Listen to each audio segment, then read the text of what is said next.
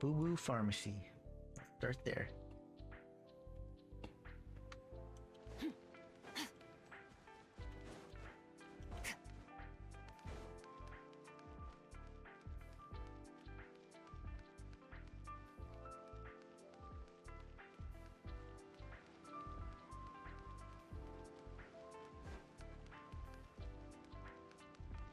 Oh. Baiju isn't in his shop. Oh, you're looking for Dr. Baiju. He's resting today, but he said to send any patients to the back room. Ah, okay. Thanks. We'll head on through.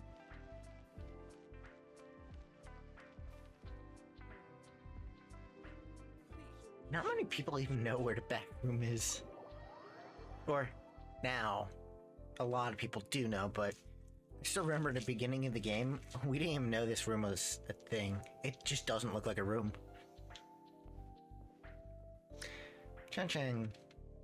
I wonder if Baiju's voiced. Traveler. Yeah, it is. Welcome. Let's go. What can I do for you? It's the Traveler. He looks absolutely beat these days. He has these huge dark circles around his eyes, like he hasn't slept a wink. And he keeps spacing out. You have to call his name several times before he snaps out of it. What do you think it is? Is he sick?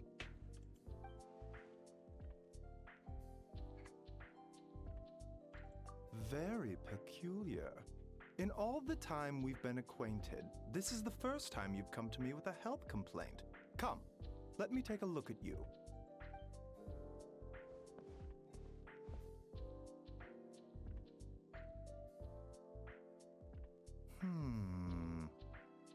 Okay, Paimon does not like that expression, Baiju. It's not serious, is it? Chill out. Complexion is good, eyes are clear, breathing is steady, pulse is strong. Physically, you appear to be in good condition, Traveler. In theory, your energy level should reflect that. You should be feeling right as rain. Hence my concern. A clean bill of health is usually a good thing, but in this case, it likely means your situation is more complicated. Physical illnesses come with detectable symptoms that can be used to diagnose, medicate, and cure the condition. But afflictions of a non-physical nature, they fall outside a doctor's realm of expertise. Oh? Huh? What do you mean, non-physical nature? Curses, dark magic, it's hard to say. It could just as easily be a simple case of mental fatigue. Why don't you rest here for a bit? Whatever it is we're dealing with, clues to your condition are sure to reveal themselves in time. Once we know the root cause, we can administer the right treatment.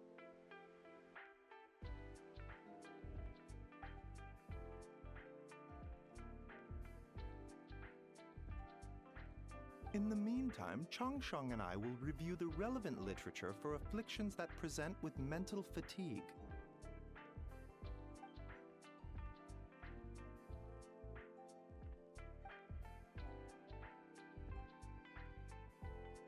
Oh, must be a rare condition if not even Baiju and Changsheng have seen it before. Well, all we can do is take their advice. You look like you're about to collapse anyway. Just get some rest. Paimon will be right here by your side. Fingers crossed you'll be all better when you wake up.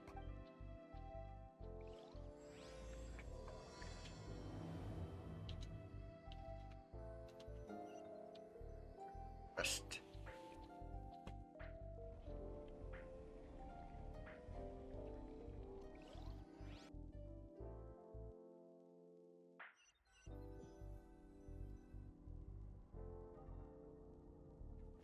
Oh?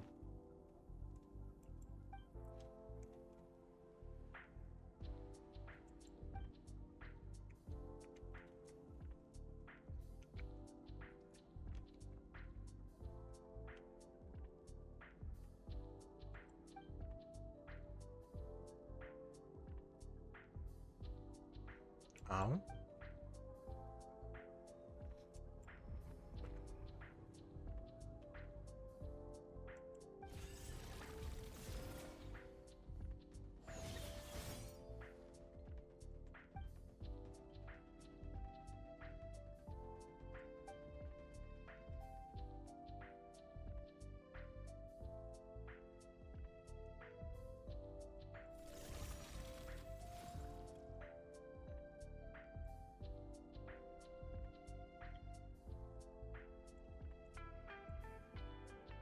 What's that?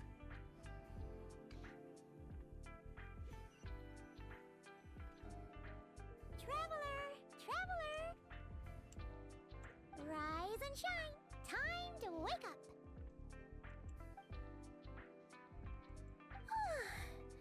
For once, you're making Paimon look like an early riser. It's already afternoon. A cut? What? Did you scratch yourself in... Nope, nothing there. Okay, don't panic. Paimon heard that dreams tell us what we need by showing us the opposite.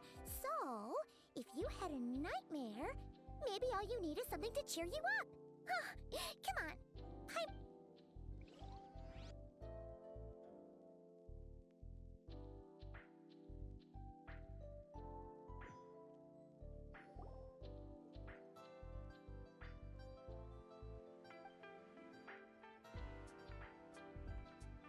What? So, in this dream, you were trapped in a weird place with thick fog everywhere. Oh. Okay, well, that's a new one. Are you sure it was a dream? Because from the way you describe it, it sounds like you were really... But then again, you woke up right where you went to bed. And then, it's decided. Paimon will stay up and watch over you tonight. If anyone tries to mess with you, or... wake you up first, and then we can beat them up together.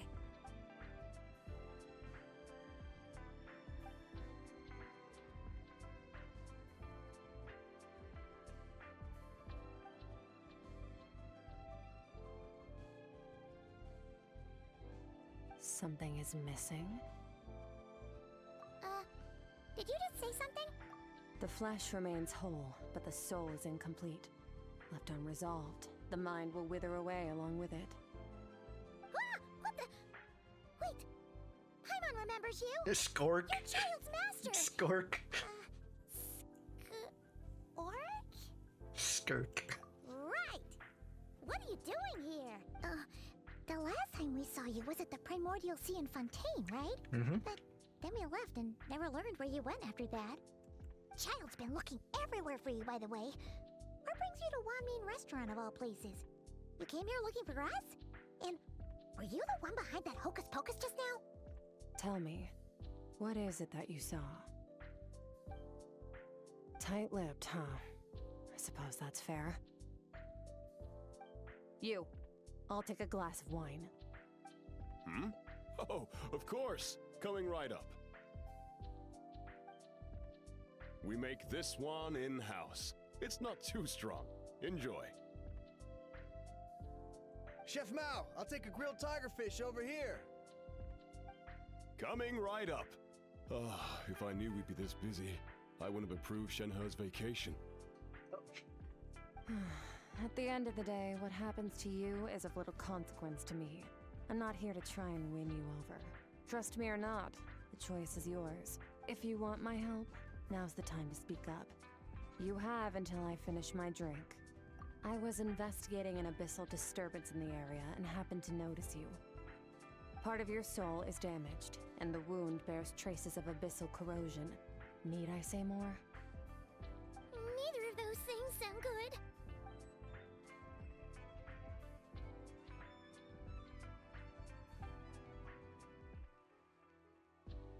Well, should we trust her? She mentioned an abyss. Yeah, and that thing she Didn't said mean about... to skip that.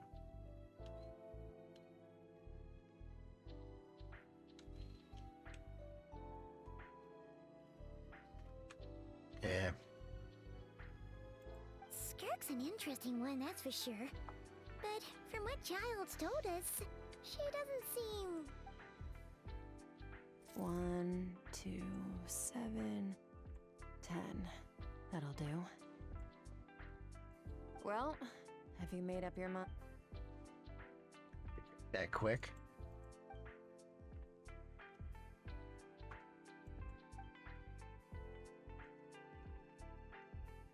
So, that's all we know, Miss Skirk. Ma'am, can you help us? So, you can disperse the fog. I understand. Come find me in the Guili Plains when you're done here. Oh, and I left cash for the drink on the table. Settle the bill for me, will you? Oh, Oh, okay. Huh? She disappeared. Wait, hold on. You overpaid. Here's your... Oh, no. This includes the drink, so it should be the right amount. I didn't think you two ordered a drink. We didn't. It was that lady who came and sat with us, remember? You brought it out to her yourself. You sure? I could have sworn there were only 2 of you at that table. What? What'd you put in their dish, Chef Mao? Some kind of hallucinogenic mushroom? You got them seeing things. Seeing things? Wait, so neither of you noticed her? Young lady? About... Oh, now you mention it, that vaguely rings a bell. And it looks like I did open the wine jar, so it must have just slipped my mind. In any case, that settles your bill. Come again soon. Coming! Okay, what was going on there? It's like they didn't remember. Even Paimon was half convinced we hallucinated the whole thing. But that Mora she left for us was definitely real. Oh, this whole situation is giving Paimon the creeps. But yeah. Let's go. Let's get it.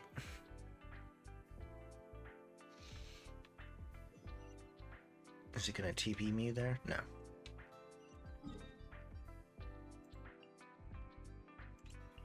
Bonk.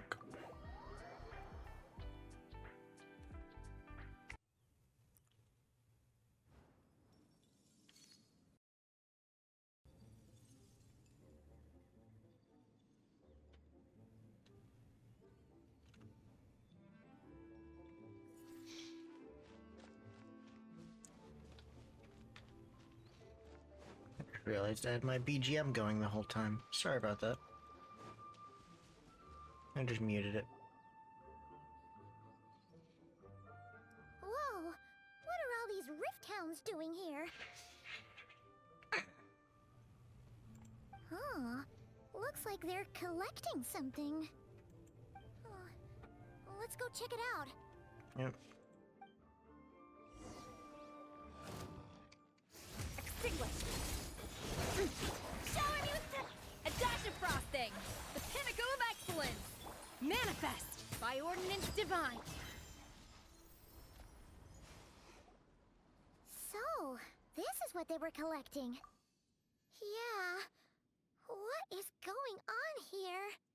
From the moment they are born, all beings with great power have an impact on this world. Even if their body is sundered and their soul extinguished, their influence remains. Gods are the most common example of that. The remnants of gods who fell thousands of years ago remain buried deep within the earth, carrying within them a warped will and a dark curse. Together, these remnants form what you call god remains. Okay. And it appears that some of those sealed here were dug up and removed. There are traces left, but they're fading fast. What are you doing? Nothing. Just wanted to make sure you were, real? She's definitely not a ghost traveler. Paimon poked her, and she's solid. Your life hangs in the balance, and that's what you're fixated on? Strange set of priorities. I mean, they're still curious. It was just a trick to avoid being perceived. If someone notices me, those memories are erased. Simple as that. Unlike you, I have no desire to establish a connection with the world. The weak and the lowly have no right to remember me. They're lucky they only have a few missing memories to show for it. Now, can we please get back on track? Yeah. Okay. Right. The god remains. So, basically, there's now less of them here than there used to be, right? Isn't that a good thing? In our experience, god remains are 100% bad news. A lot of terrible things have happened because of them. Maybe it's a good thing by human standards, but power doesn't come from nothing, and it doesn't just disappear for no reason. The remains aren't just gone. They were taken. Very clever, traveler. You aren't the only one who had something taken from you. There are victims like you everywhere. The only difference being, you can speak, and the remains cannot. So it went unnoticed. Something similar happened in Sumeru. Within the span of one night, countless consecrated beasts were slaughtered, and a large amount of the god remains buried in the desert went missing. Of course, god remains are just one of the targets. The culprit is chipping away at sources of power all over this world, including the Stella Fortuna above. Wait, you mean... the 42 of them have died out in the past few months alone. In Conria, people believed that powerful individuals have corresponding Stella Fortuna. Even should that individual fall, their Stella Fortuna would not disappear, but gradually evolve into a new constellation. Yet now, stars are disappearing from the skies entirely, and it's not hard to deduce what's happening to the power they contain.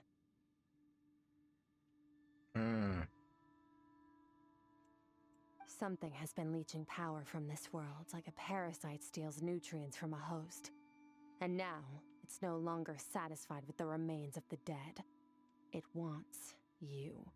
This time, it only took a fragment of your soul. But next time, no one knows.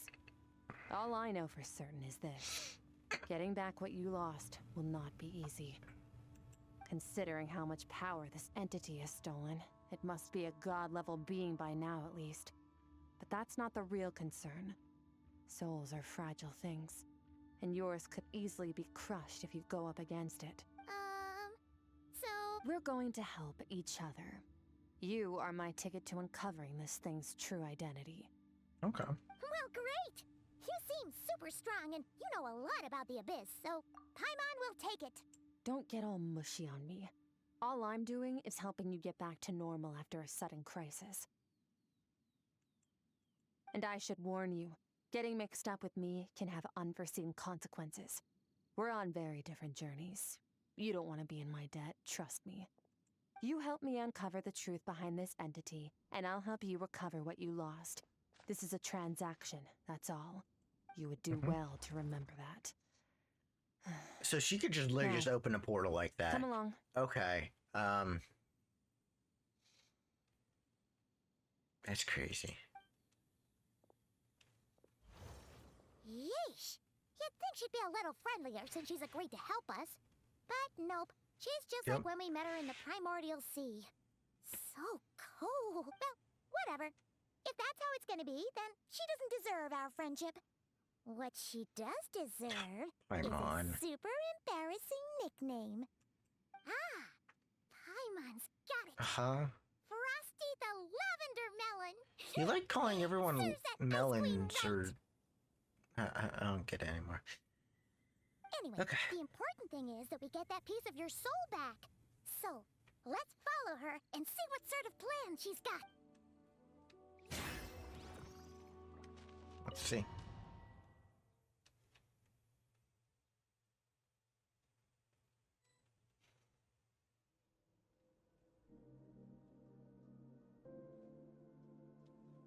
Whoa! This place is way bigger than Paimon expected.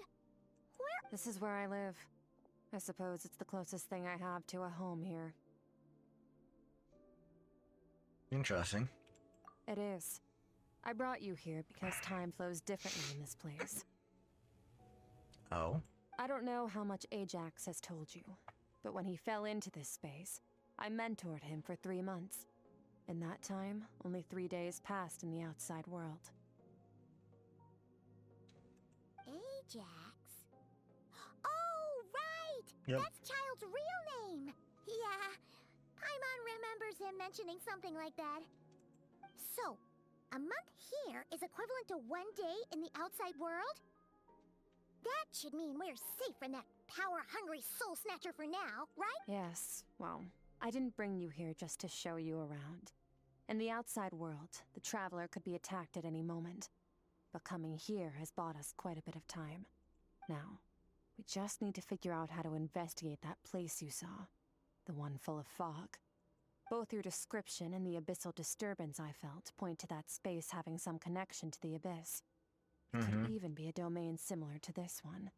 Okay. The thief who stole that fragment of your soul is hiding there. But the Abyss is a chaotic and turbulent place. If we want to pinpoint their location, we need to see what that space looks like without the fog. How do we do that? Abyssal power can grant a special form of sight. Oh. Have you ever wielded abyssal power before? Okay. Do you plan to learn? That tracks. All the information you have suggests the Abyss is something sinister, and that abyssal power is a wild and dangerous force that always spells disaster. Yeah. And you're saying that's not true? Depends on your perspective. Floods and hurricanes take countless lives too. True. But if one day you gain the power to control them, what was once a calamity is now just another tool in your arsenal. I'll respect your opinion, though. Just means we have to turn to the second best option. A little abyss crystal that contains my power.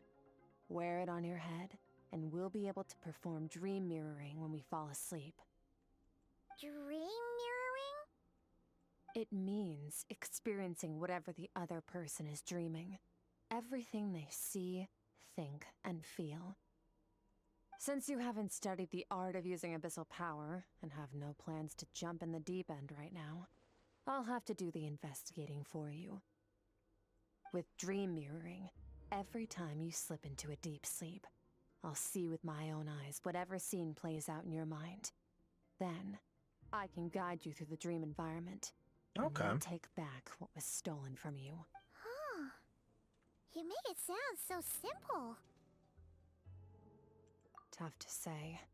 This is an unprecedented situation for both of us. Even assuming we do manage to find where this entity is hiding, like I said, getting your soul fragment back won't be easy. To play it safe, I need to give you some special training first. Wait, you're gonna teach him some of your martial arts? Does that mean the next time we see Child, we have to treat him like our senior? Do as you want.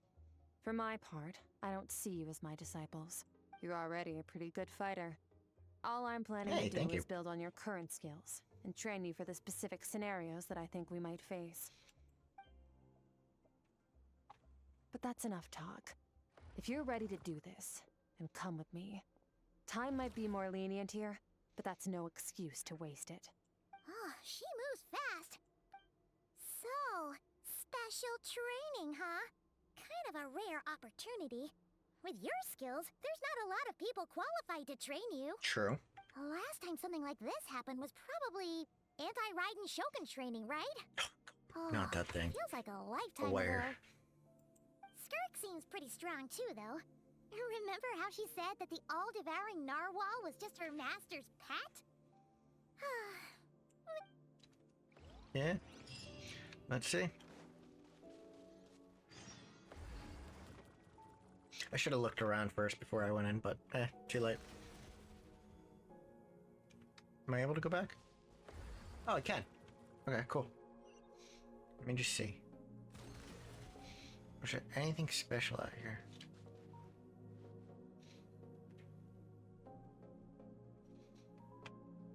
No, not really. Okay. Go back in again. Just wanted to make sure there wasn't any like little secrets or anything hidden. This place is really cool though. You know what? Let me go back. I want to get a picture of the place. Sorry. Because I feel like this is a one-time place. Man, I can't take pictures. Never mind. That blows. I didn't think it would be blocked like that.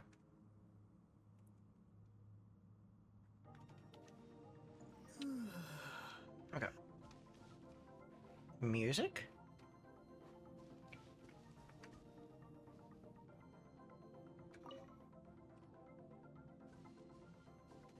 Ready? Bring it on! Your training will be split into 3 stages. Testing your blade work, elemental abilities, and reasoning skills. We'll start with blade work. You're no rookie in this area, so I won't bore you with the basics. During your long journey, you've no doubt sparred with a lot of talented sword fighters. Consciously or not, you will have picked up all kinds of techniques from them. You bet. There's Kaya, Master Jean, Kuching. Oh, and Kazuha, Ayaka. Yeah, we've met sword masters like you in every nation we've been through. You sparred with a bunch of them too, right? Nice to know it's all— Don't get too smug. In sword fighting, techniques alone are not enough. You need a cohesive system to bring it all together. A style or school of fighting. To use the human body as an analogy, your style is your skeleton. The You have to foundation, build it up. the framework. Techniques are the muscles and other flesh attached to the bones. This is where your strength comes from. Improving your sword fighting is like growing that body. If your frame got bigger and taller, but you didn't add any muscle mass, you'd be weak and flimsy. Then again, if you packed on pounds of flesh without a big enough frame to support it, you'd end up bloated and unwieldy. You need to do some introspection. Take a good, hard look at your past experiences, and figure out which parts of what you've learned are just techniques, and which parts can be used to form your own system of blade work. Only then will you get the full utility out of all your thoughts and observations along the way. Only then will every strike you deliver make perfect sense. Wait, is that it?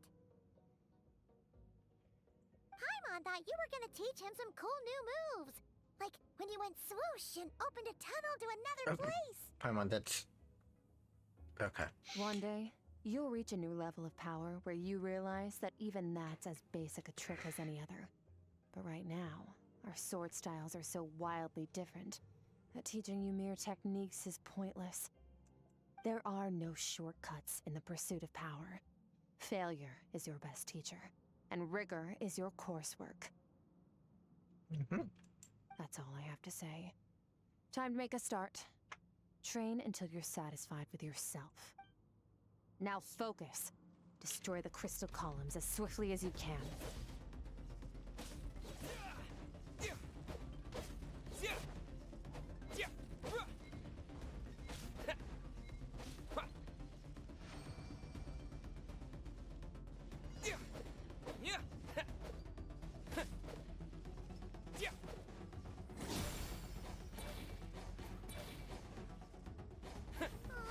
This is making Paimon's head spin. Hang in there, traveler!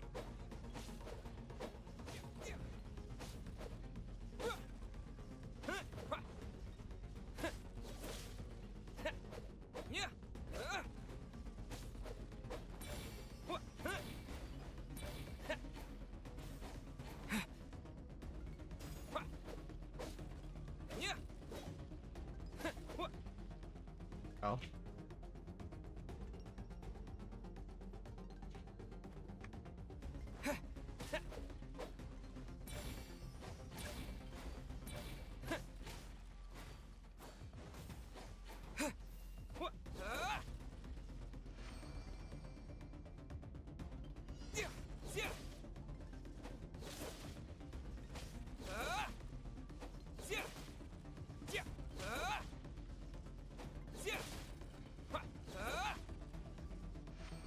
Okay. Stay calm. Use your head. You have to keep it together.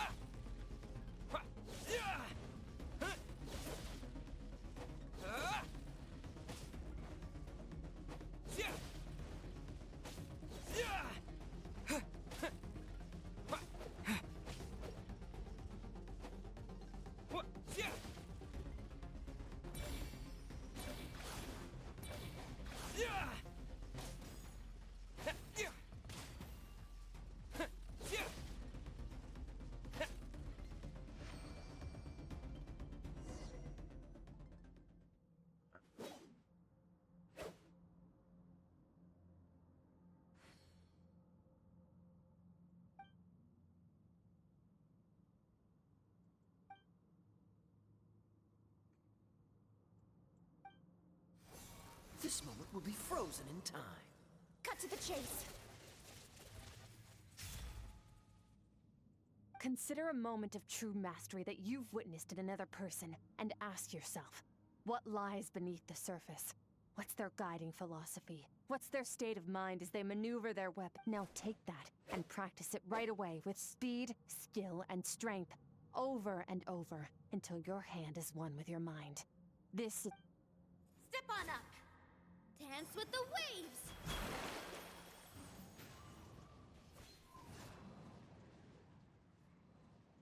Hmm.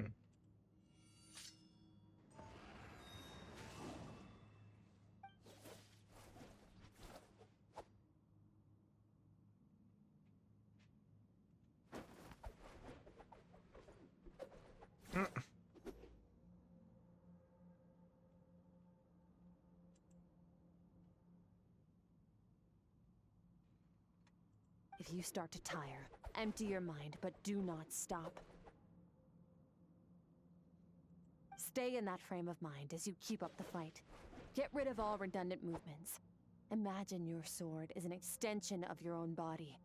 Wield it just as you wield your arms, hands, and fingers. 'Twas on a deserted, moonlit night that the hero approached the vile dragon's limpid lair. Ring cutter! Shinsho, let's go. Feathers fleeting wet. The Ayaka? white heron treads water. A sight without flaw. Master of Inazuma Kamisato art Tachijutsu.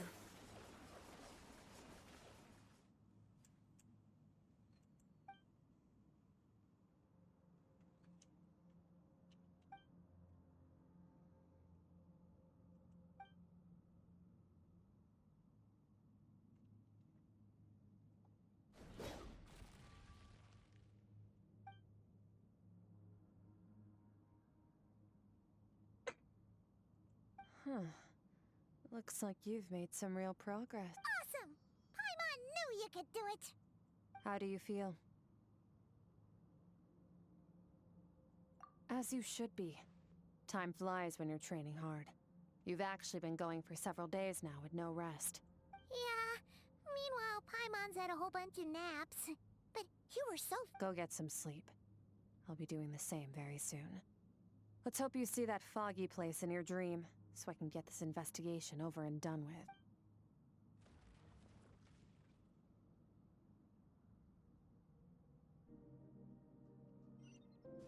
Oh, go back through here.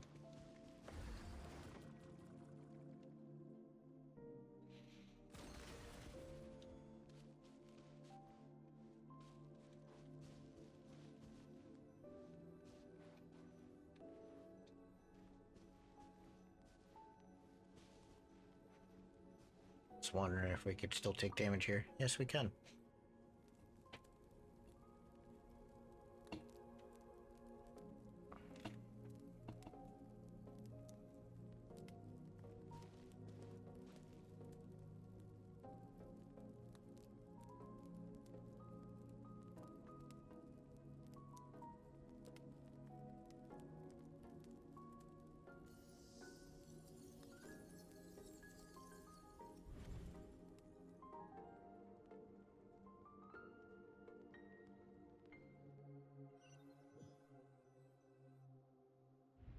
Flashbang. Oh. Cutscene? No.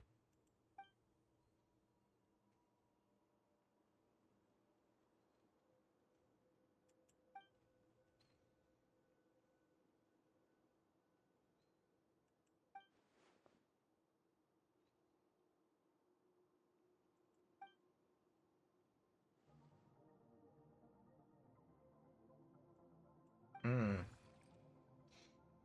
What is that? Yeah, exactly. What's that?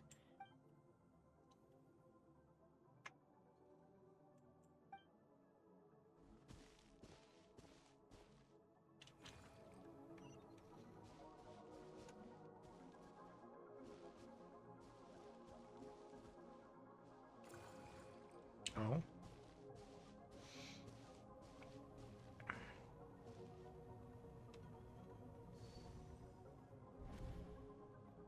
Flashbang.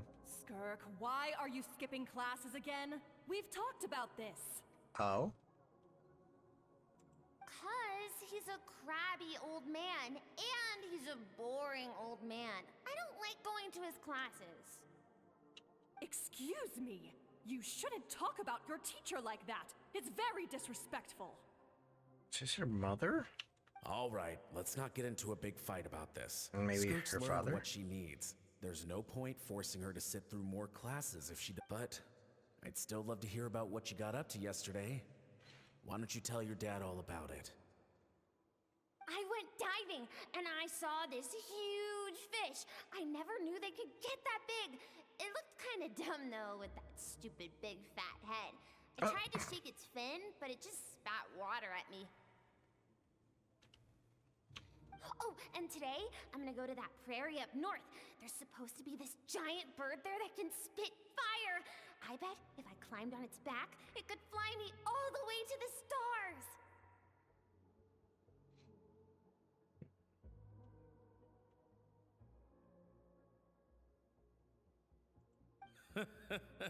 Then I suppose your old dad should get one as a pet too. Otherwise, how are you gonna hear me call you for dinner up there in the stars? When it's time to eat, I'll come back on my own, Zilly. Anyway, gotta go. Bye, Mom. Bye, Dad. Yep. Wait! Put on a coat at least. You'll catch a cold. I'm talking to you, young lady. You spoil that child, you know. Ever since that merchant ship arrived, she practically lives outside. Always going on about exploring the beyond one day, whatever that means. Ah, let the kid do what makes her happy.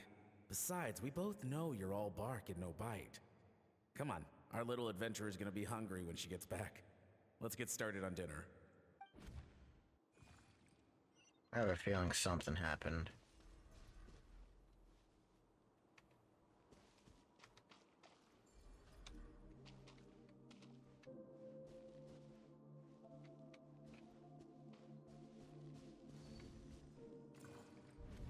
Flashbang again. Stars shimmer high above. But what lies beyond the stars? Mountains as far as the eye can see? An endless snowy plain? Or maybe buildings taller than the sky, like the people from the merchant ship said? Can't be the only one asking these questions. The universe is fascinating. If only I could meet some other people like me. We could set sail together and explore every corner of the world. I'm sick of being a kid. There's so many amazing things out there, and I'm ready to see them all. But for now, I'm starving. Better get back.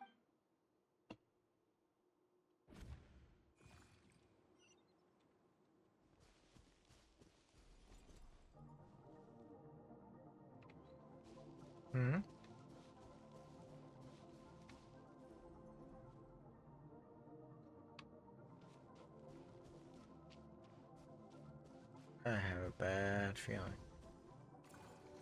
Flashbang again, jeez. Don't let a single one of them get away! Yeah. No, please spare the children. Stay back. They're coming! Run! Help! Eliminate the threat. Take them down. Don't be scared. Ah! This way! We'll never make it. Fire. There's fire everywhere. I told you we shouldn't have trusted these outsiders!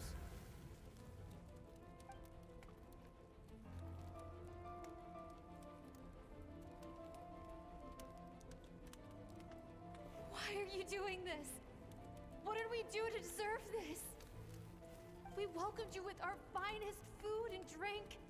Showed you the best our home. Run! Save yourselves! Captain, Zone 3 is clear and we have Zone 2 surrounded. Begin extermination. Remember the orders from upper command. No one is to be left alive. Rest assured, sir. We have enough munitions to annihilate these savages and burn their entire civilization to the ground. Good. The only ones who put up a real fight are that man and his wife, correct? We shot the man in the ankles and the wife broke her wrist attempting to fight back. They won't be doing much more fighting. They're holed up in their home for now, but they won't last long. To prevent them from making some kind of last stand, we're planning to clear out the other zones first so we can send a bigger squadron to surround them. Well, well. Turns out some of these beasts do know how to use their claws. Now the threat these savages pose will be undeniable. Let them cling to what's left of their lives for a little longer. Once the other zones are cleared, I'll cut off their heads myself. Knew I had a bad feeling about it.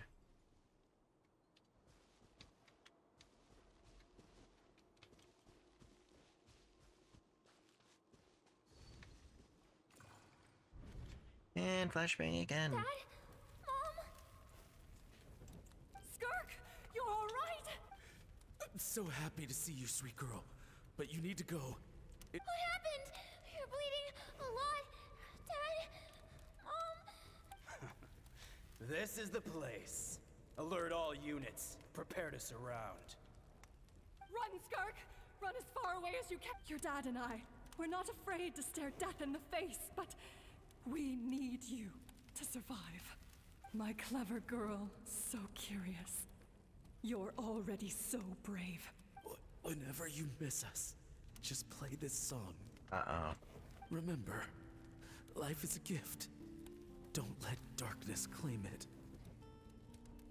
Break down the door! Look what we have here. A savage that can pluck a tune.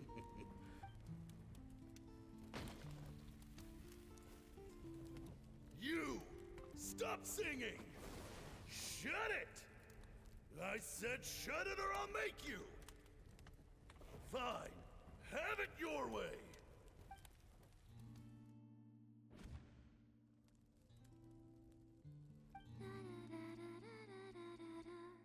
Oh?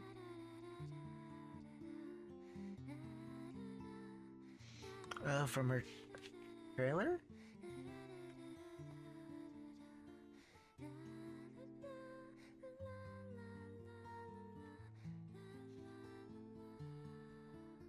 Nope. Is Paima sucking on her finger? Okay.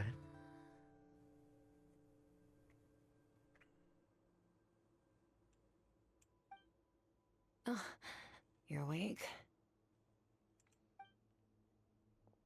I found a few clues while you were asleep, but it's only a start. Now, time for the second stage of your training. This time, the focus is elemental energy. Come find me when you're ready to begin.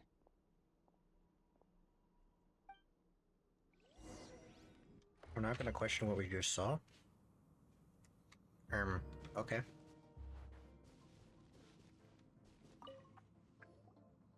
Man, staying no day and no night. It's like time hardly exists. If we weren't careful to keep track, it feels like we'd have no idea how long we've even been here. Mm-hmm. Well, except for the fact that Paimon still gets hungry like clockwork. You go do your training. Paimon's gonna grab a bite. Of course you're gonna find something to eat. Classic Paimon. The way I see it, the pursuit of power is divided into 3 stages. The first is mastering the use of standard weapons. Next is learning how to harness natural energy. And after that, you're free to challenge even higher dimensions. The natural energy of Teyvat is, of course, elemental energy. But that's not my area of expertise. I draw from a different source of power. Abyssal power, yes. Also known as the power of the Void Realm. Okay. My master, Sertologi, is a true expert in that area. After all, he was one of the group of 5 that infamously stole the all-encompassing power of the Abyss. An act for which the people of Conria gave them the epithet, the 5 Sinners. The elemental energy of Teyvat, on the other hand, is derived from the power of the Light Realm. I've These heard of two that. forms of In energy which that's exist how in direct opposition to each other. we have all the different Suffice to say, powers. there's not much I can teach you this time.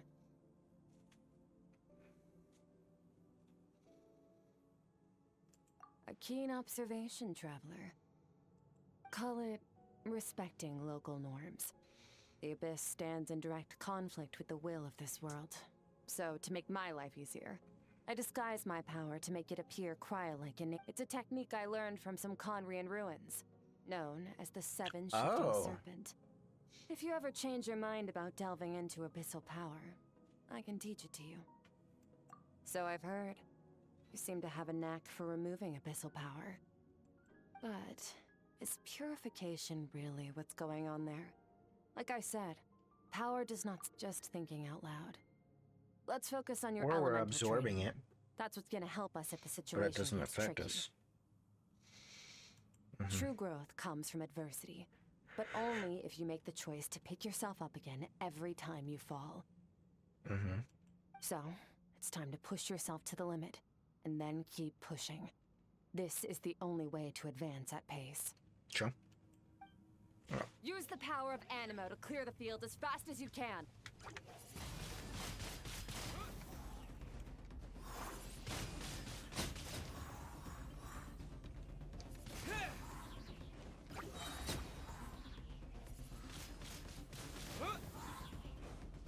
With the wind!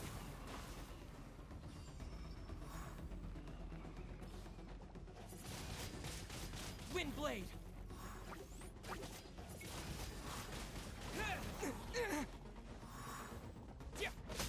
Windblade! Disappear!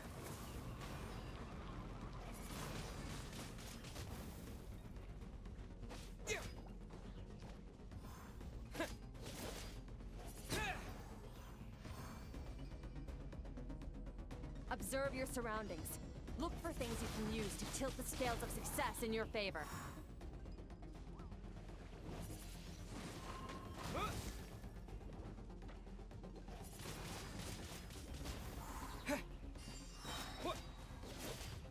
With the wind!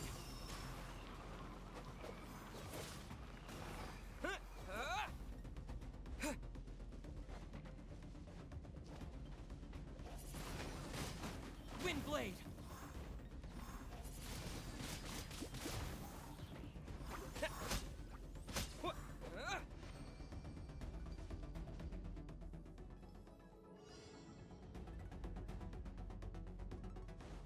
Use the power of Hydro to destroy the spikes.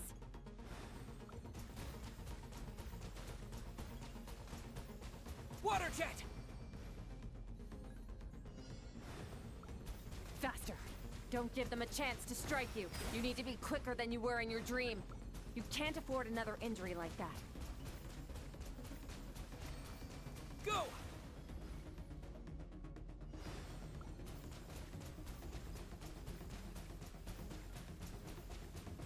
Water jet!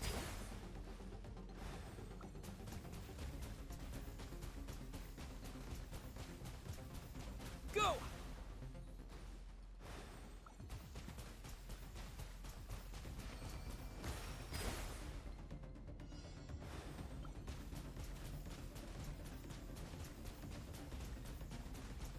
Water jet!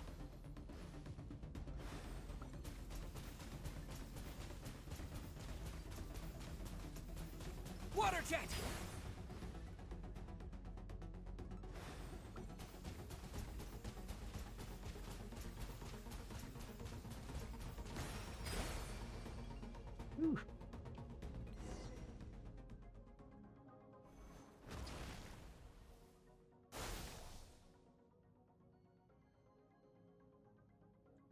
You need to understand what makes you special.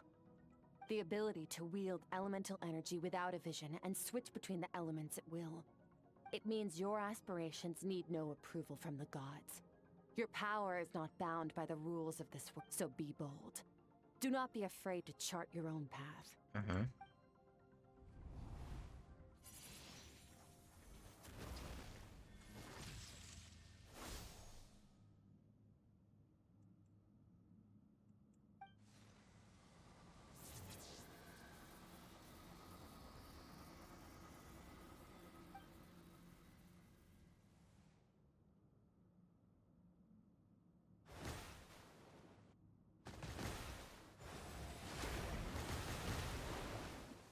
Very good. It seems you've reached a deeper level of connection with the elements. Long enough for you to lose yourself in your training, which is a good sign. Relentless practice with the elements has drained all your strength, but it's also what allowed you to make progress. Get some rest. When you wake up, we'll proceed to the final stage of your training. Okay.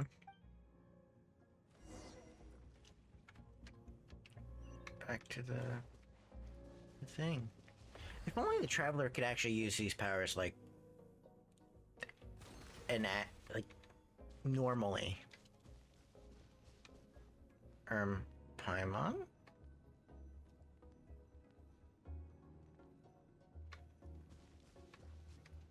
Where's Paimon at? Oh, there she is.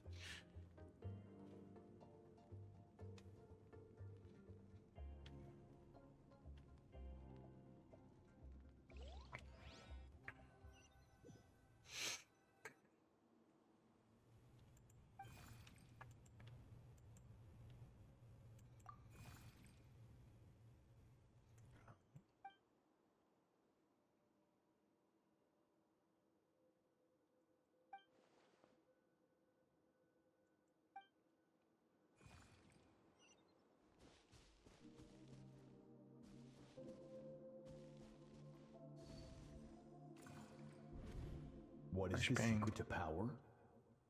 Certology? Longing. Hatred. Self-preservation. First time hearing, well, not first time, but no. It is fear. Hearing Certology. The fear of losing those you love. The fear of watching your home burn. Fear of loneliness. Fear of death. Fear is the source of evolution.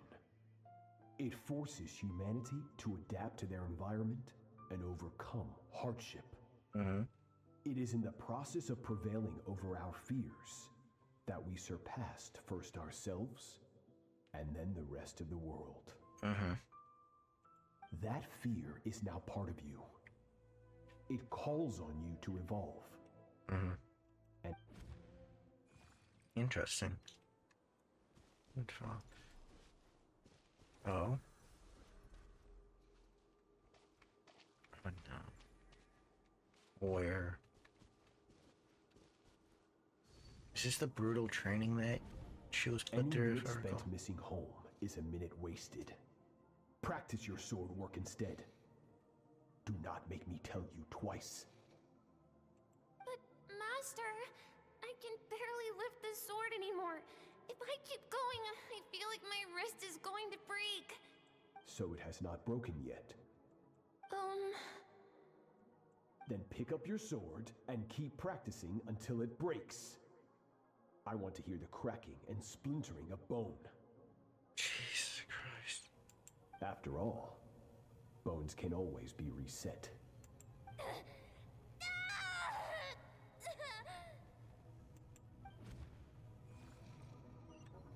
I knew his training was brutal, but Jesus.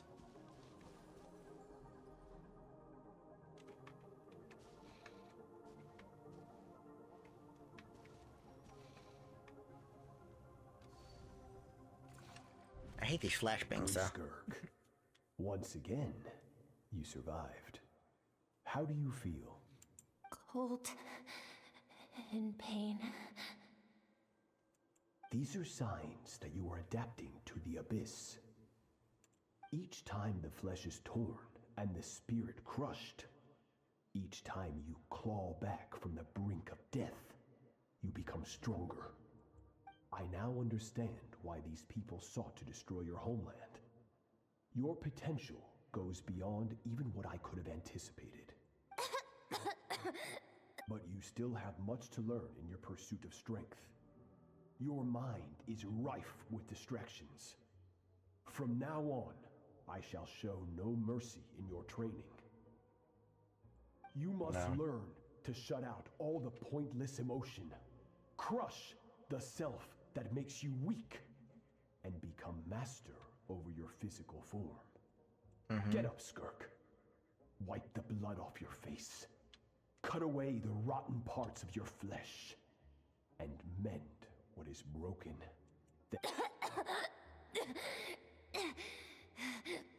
Yes, Master.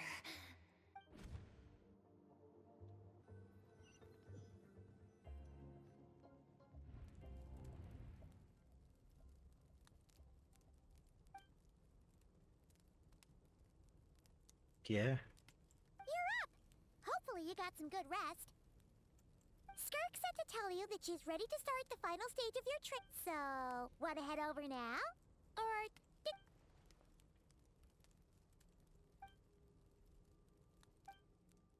Yeah. Let's go.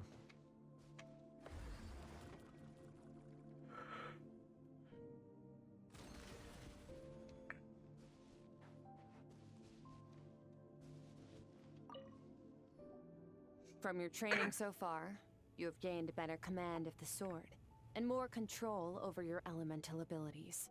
That's only part of it. Experience is the real teacher. Your journey, the friends you have made, the dangers you have faced. Now, it's time to focus on how you react under pressure. You must be able to think rationally, even in unpredictable combat situations. To simulate this, I'm going to attack, and you're going to block. Okay. Ready?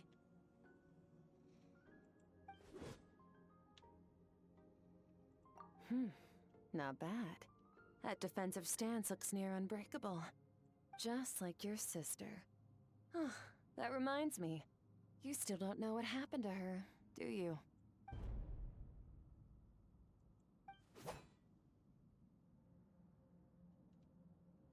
She tricked you. Hey, no fair! That's cheating! You think every opponent has the same moral code as you? You can denounce their deplorable methods all you want.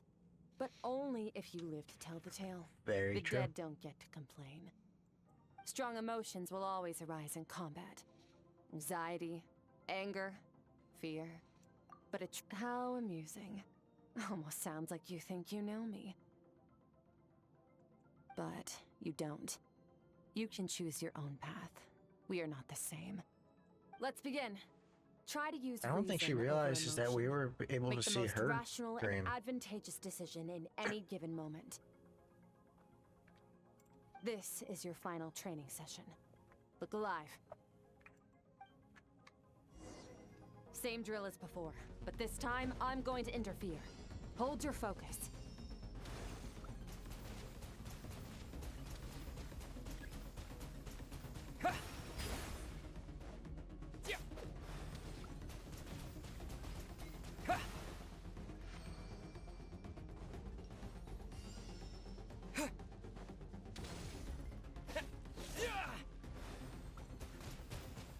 Go!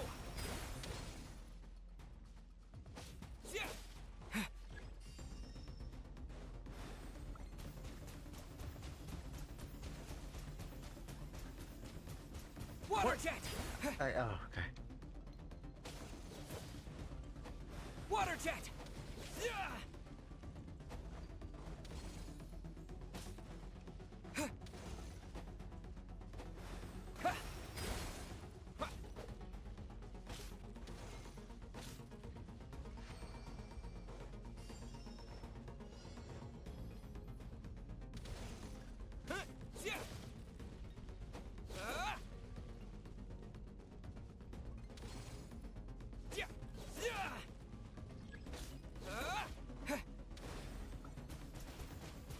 Go!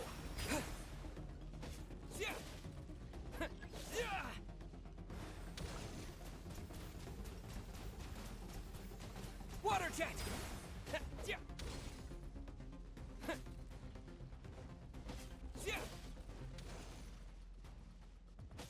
Not bad. Better than I expected.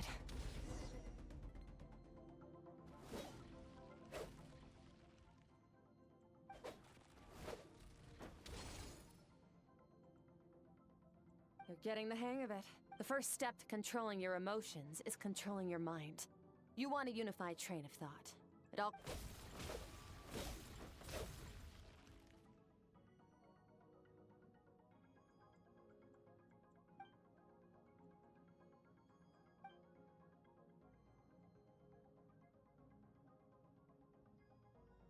Your mind is rife with distractions.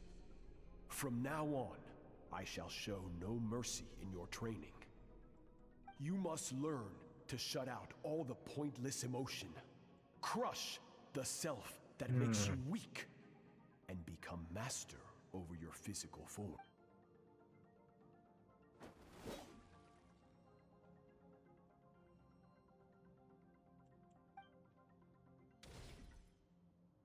Stop. Let's pause here. One look, and I can tell your mind is one. That's to be expected. There's a limit to how long a human being can concentrate on one thing.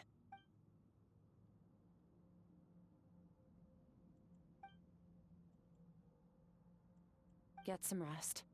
No point training further if you're already dead on your feet. You managed to push past your limits, which is a good start. You can be proud.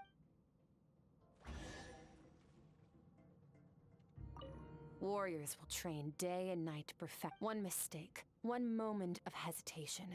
And just like that, all their blood, sweat, and tears were... Huh. I got a chest. Hog.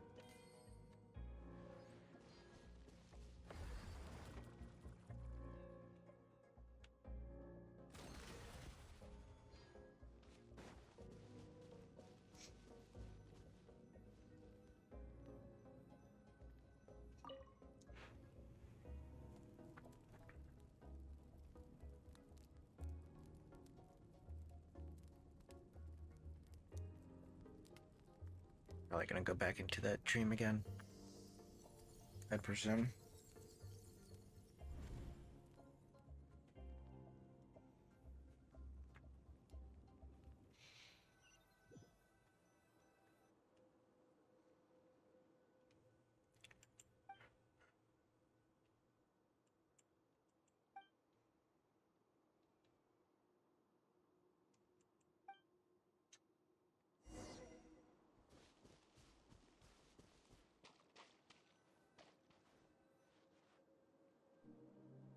Skirk is amazing.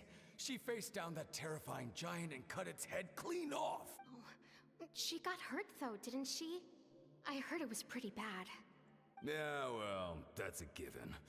But the moment she was on the mend, she got right back to practicing her sword work.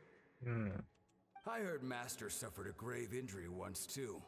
Lost an arm and a leg and still came back stronger than ever.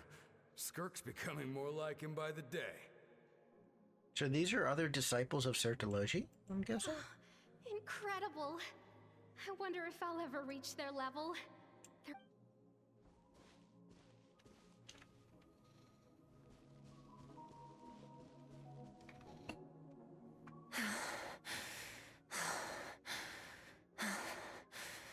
Pathetic. You're not even trying.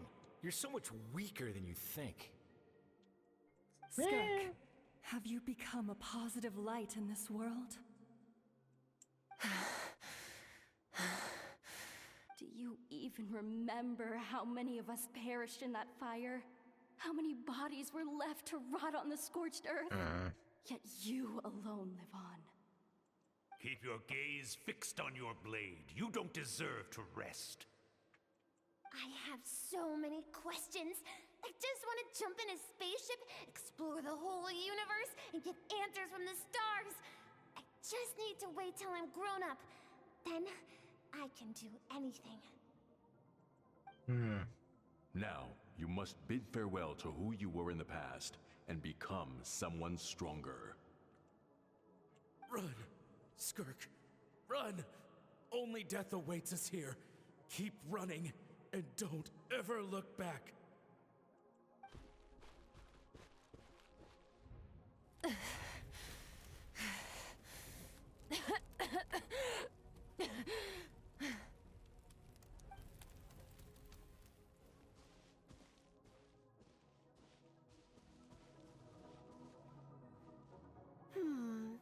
Let's see here. First things first, you need a new identity. Oh, is she letting her across the Teyvat borders? Going So she around deals telling with it? people you're from somewhere beyond the stars won't do, now will it? How about saying you hail from beneath the earth instead? As the Conrian saying goes, venturing out into the universe and down into the abyss are the same in that both are braving the dark unknown. Well, I'm a visitor on this planet, so I'll follow the rules. Ah, splendid. That saves me quite a bit of trouble. Let me offer you a piece of advice in return, although it might not be what you want to hear. I know the pursuit of strength is important to you, but taking a moment for yourself every once in a while is never a bad idea. Ignore her existence for too long, and there will come a day when you can no longer hear her voice.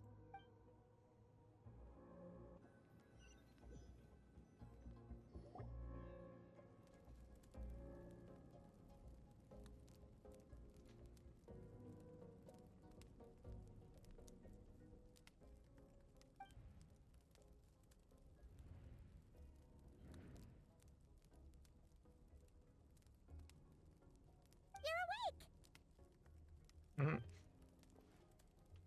must be starving, right? Ta-da! A barbecue feast just for you! Of course you are! That's why Skirk and Paimon got this all ready for you. Well, if you're around someone long enough, it's bound to happen. Plus, Skirk can cook. So, Paimon decided she can forgive the whole Ice Queen thing. Paimon's not one to hold a grudge. Paimon's just giving the smug look. Here's an idea. Let's save the chit-chat until after the meal.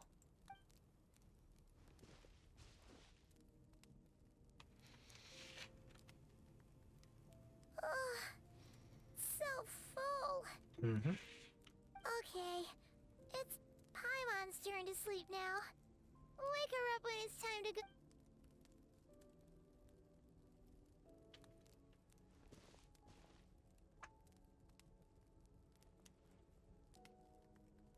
I have good news.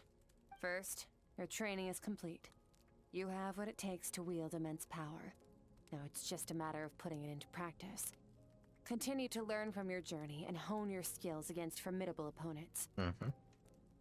Second, I've located the culprit we've been searching for. Next, we just need to retrieve the missing part of your soul.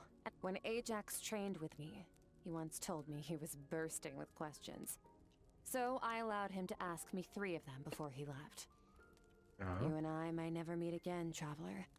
So if there's anything you want to ask me, now's your opportunity. Just like Ajax, I'll answer 3 of your questions.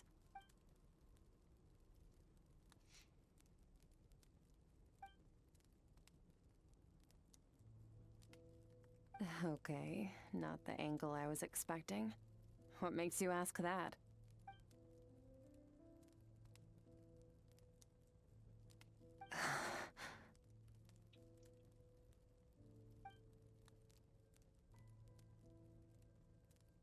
I knew that was a possible side effect. Closed off my mind to you for that exact reason. Even with the dream mirroring, you should have seen nothing but endless darkness.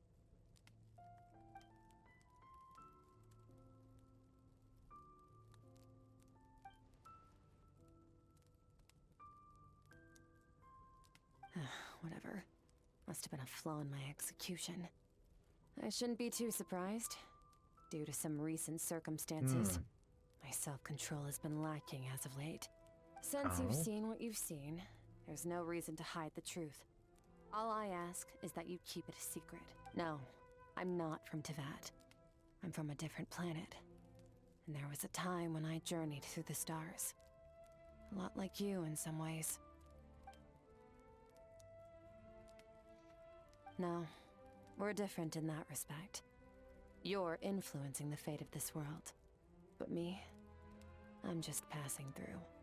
Several hundred years ago, my master, Sertologi, opened the border between worlds and sent me here. But this is not my home. And one day, I'll return to the vast unknown of space. So, there you have it. On to your second question.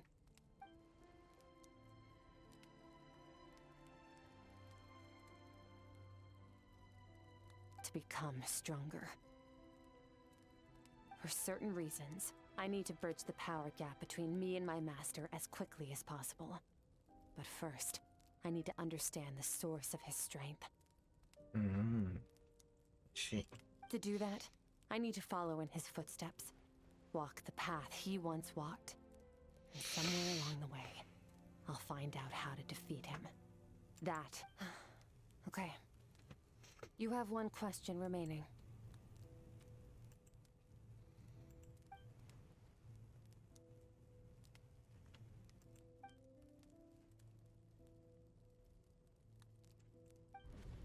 You make it sound so easy. Ever since the incident I experienced there, I've never stopped searching for Master Skirk and that unknown abyss. But it's been years now, and I've still found nothing. Well, your last question?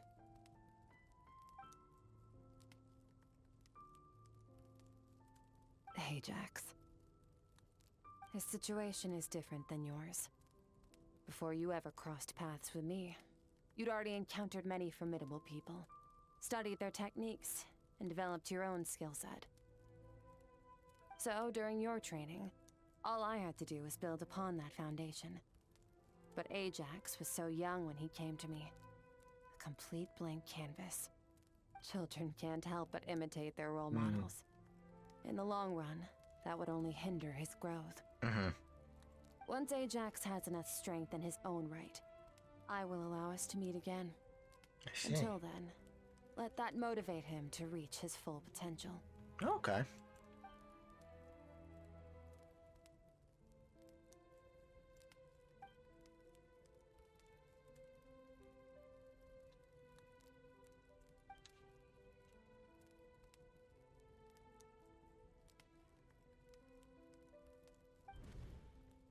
Unlike you, I have no desire to establish a connection with the world.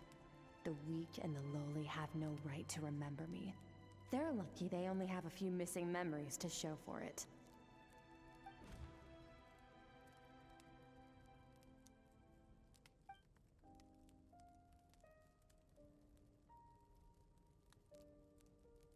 Wake up your companion. It's time to go. Oh, and everything I just told you. Best keep it a secret from her as well.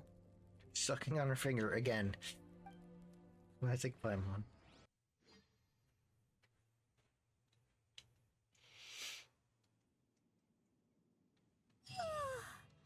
Time to go. Oh, finally. Where are we? Oh. What's the easiest way to even get there? I guess try here? I don't know. Hopefully this is close. Where are we headed? Just follow me. I'll open an abyssal rift close to the culprit's location. It will take us to where he's hiding.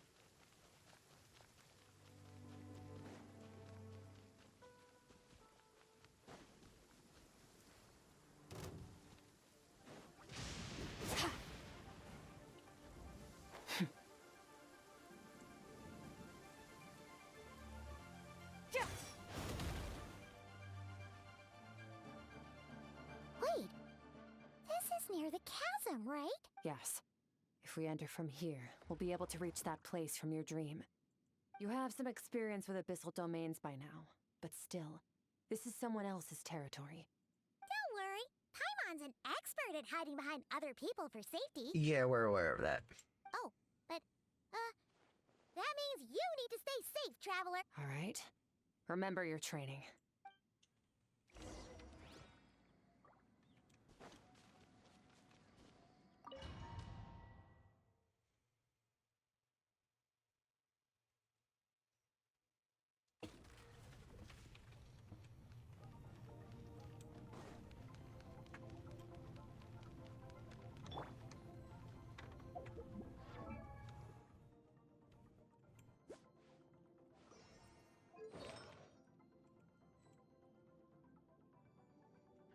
The trial.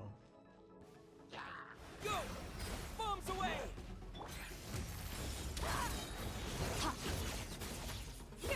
mine to wield.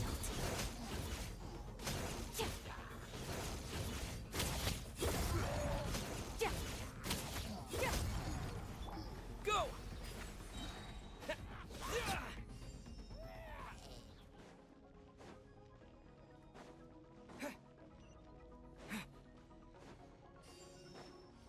Whoa! Look at all these spikes! Careful! Don't get hit! You know what? Paimon's just gonna float behind you. Come on, you got this! Go! Yeah! Yeah! Start!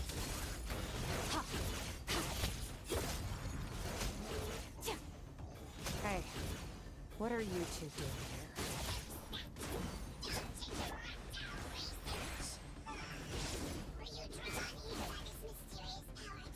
Dusty, like an abandoned house. Let's press on. Never draw those out! Water jet! Wipe out!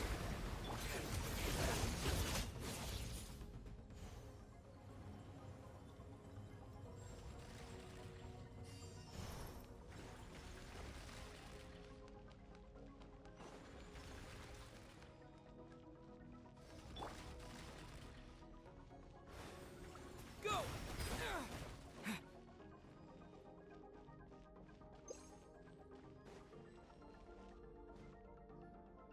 Oh, looks like this is a dead end. Did we make it to his hiding place? Skirk's in her other form.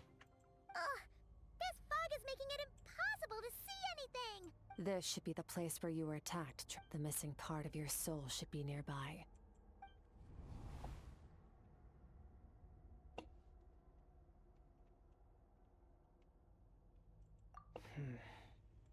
Our opponent must have covered his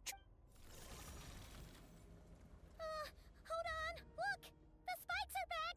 Stay calm. Let's hold back a little. Give our enemy some wiggle room so we can see what we're dealing. Our enemy took part of your soul for a reason. It's likely he integrated it into his attack somehow. If we're smart about this, we can track it down. Mm-hmm.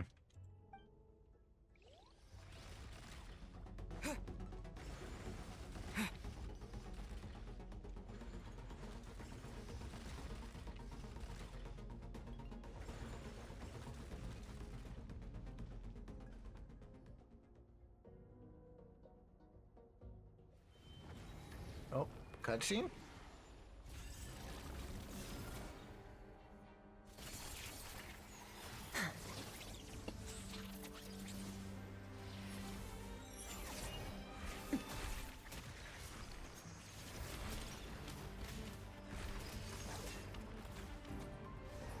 From the start, the attacks have been focused on me.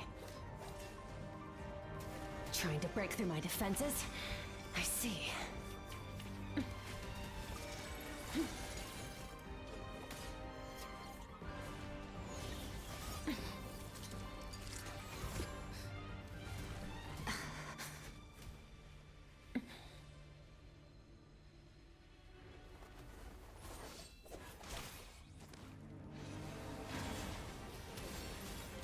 Let's go.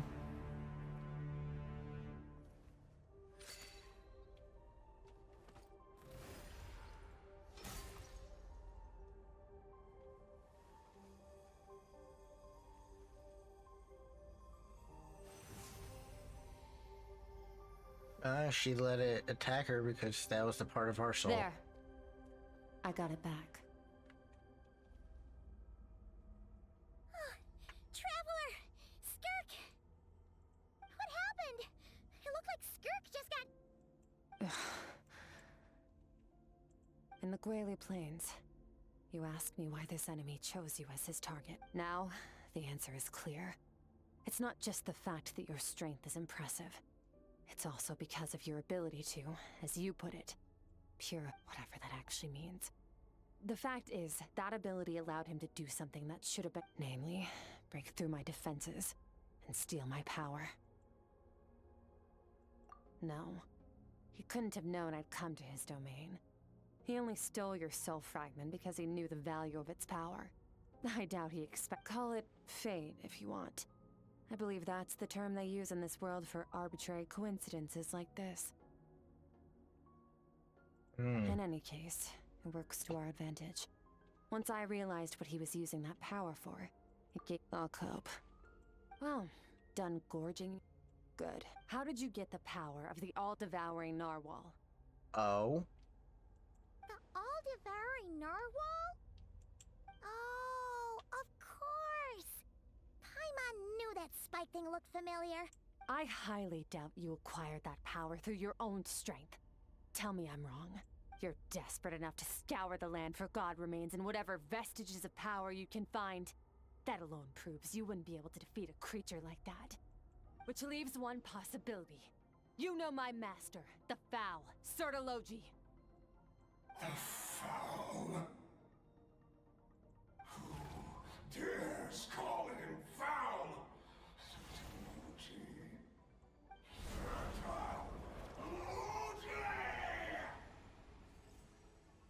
What's wrong?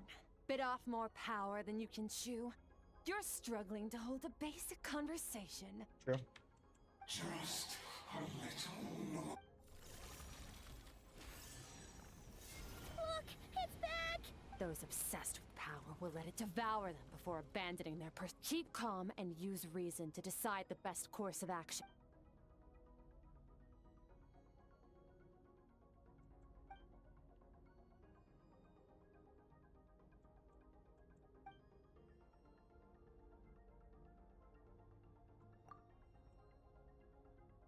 Wise decision. Final victory doesn't always come after you've got your soul fragment back, so we both got what we came for. Get us out of here, traveler. You'll need to lead the way this time.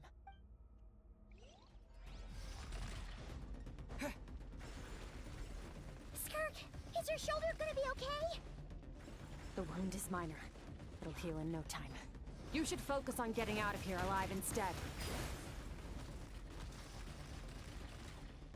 Uh-oh! Falling spikes! Run!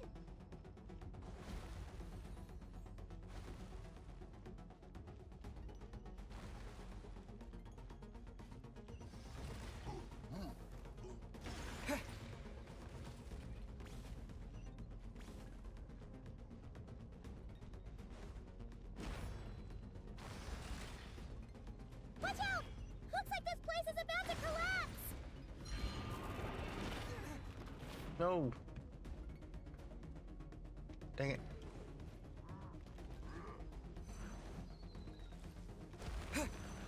So, this guy's power has something to do with the all-devouring narwhal. Did you know that all along, Skirk? I had my suspicions.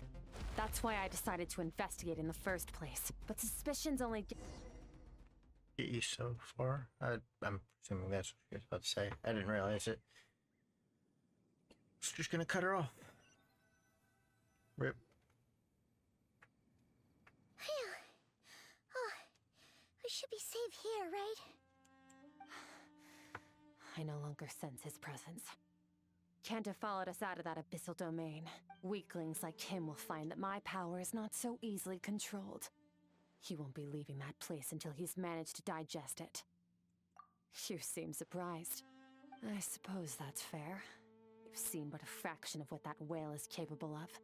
That gaping maw could swallow a planet whole. It's called the all-devouring narwhal for a reason. Devouring is what it does best. It can extract power from anything, dead or alive, as long as it manages to make physical contact. Yeah. When we had our run-in with that thing, Neverlet mentioned that it has an instinct to devour. Your dragon friend recognized the nature of its abilities and used the power of Hydro to protect you. That worked because it was in a satiated state, so it was somewhat less aggressive than usual. It's a different story when it has no more power to feed off of. That's when its true voracious nature kicks in. It could devour everything on the— but I hadn't counted on there being anyone left on this planet capable of wielding its power. To me, that says he must have encountered the whale a long time ago. Meaning, he must have known my— Exactly. It told me everything I needed to know. Hence why— And I believe that brings our transaction to an end. Now that you're whole again— No way! We can't leave now! Something was stolen from you because of us! We have to help you get it back! This isn't my first taste of failure or losing power. When you fall, you get back up again and become But what if that monster finds you before you're all better? Plus, how are you gonna get home? It's not like you can just go swoosh and open a door to the abyss again. Not without your full strength. So, sticking with us for the time being doesn't sound so bad, does it?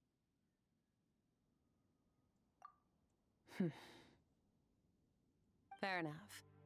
Then take this. What is it? A bag of Mora.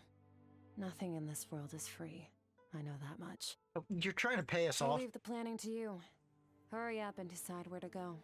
Oh. We shouldn't leave. That's what she We meant. should take Skirk somewhere she can rest. But where?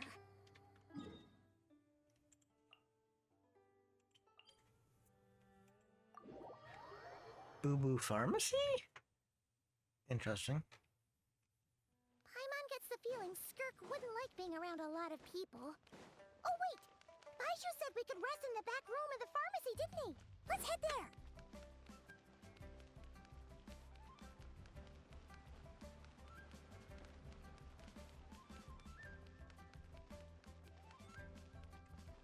Baiju.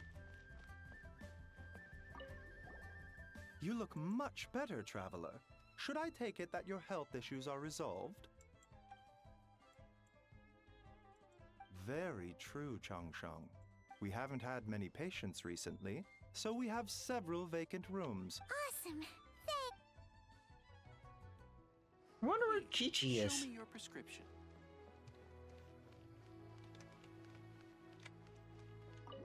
This doesn't seem like she's here.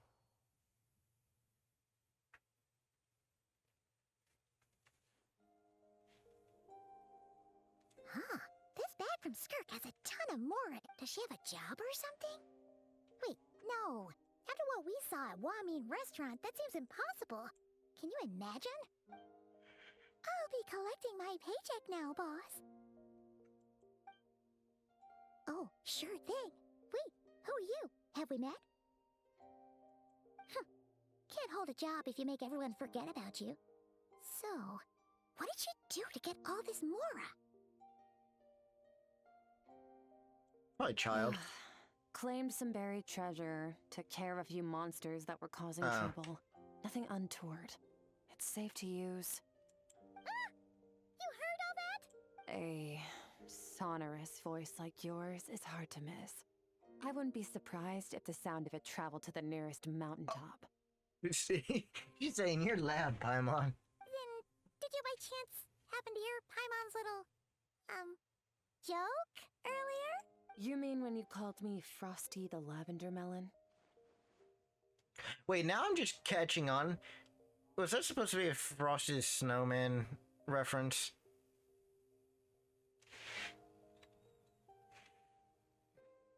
No, sorry. Paimon totally misspoke just now. She didn't say that at all. It was, a Paimon lookalike. Yeah, she's a piece of work, that one. Always impersonating Paimon and giving people weird nicknames. Okay, Paimon. Okay, fine. The truth is, Paimon didn't like you all that much at the start. But things are different now. You helped the Traveler in a big way, so... What do you say? Friends? She's like, why is this talking fairy still here? I noticed there was only one bed. Go ahead and get some rest. Wait, what about you? I don't get tired, and I don't need rest. I'm going to practice my sword work. That should help me regain some strength. But your shoulder... Hey, don't just leave! Whatever. Let her tire herself out. She'll come back eventually. Let's get some sleep, Traveler.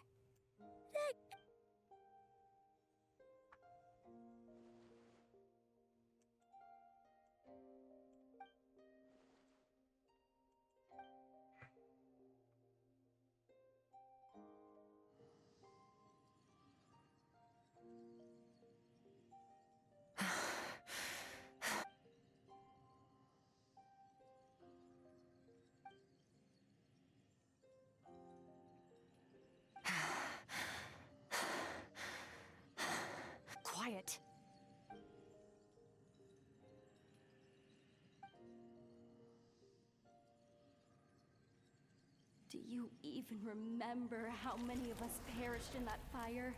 How many bodies were left to rot on the scorched earth? Yet you alone live on. Keep your gaze fixed on your blade. You don't deserve to rest. Run, Skirk. Run! Only death awaits us here. Keep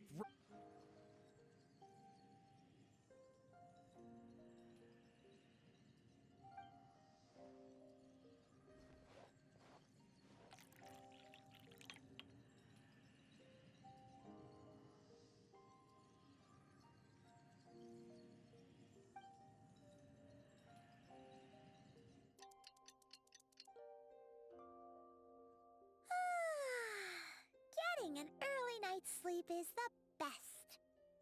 That was... Wait, Skirk? Have you been sitting out here the whole night? The bed's all...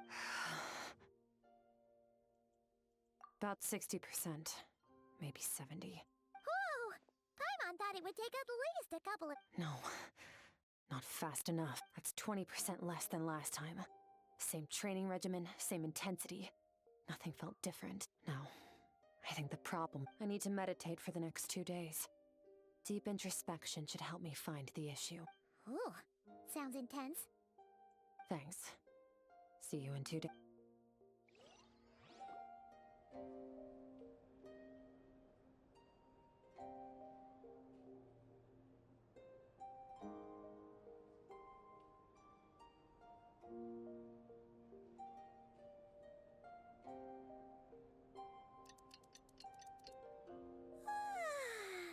Skirk is still meditating, huh?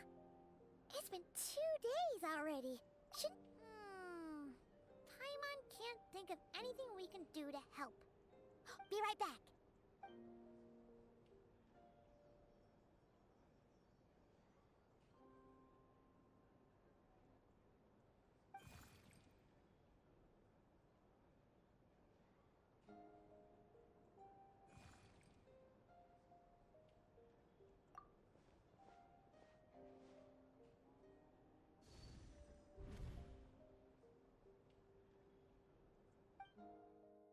Oh, what's going on now? Let's see.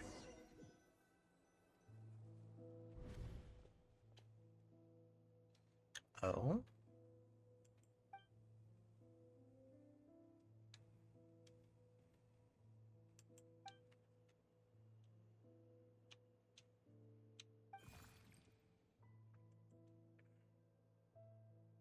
That's right.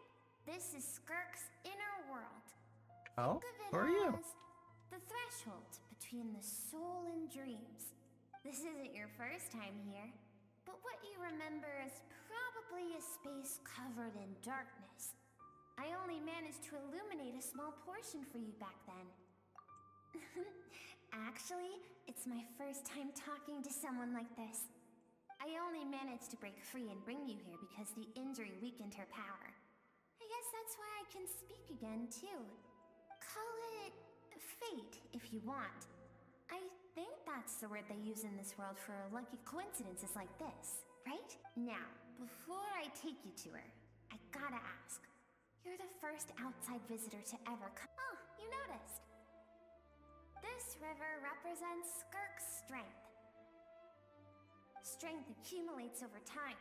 It is the summation of a person's lived experience. So this river is where all the fragments of Skirk's life should converge into a single stream of memories and emotions, flowing forward as one. But as you can see, this river has been severed numerous times. It's because Skirk doesn't like who she was in the past. When all she sees reflected in the river is a disgraceful shadow of who she was. She cuts through water and rock with the sword of reason, severs her connection with the past, and begins anew. Oh, wait, what? You must learn to shut out all the pointless emotion. Crush the self that makes you weak, and become master over your physical form. This isn't my first taste of failure or losing power. When you fall, you get back up again and become stronger. That's how it is. Mm-hmm.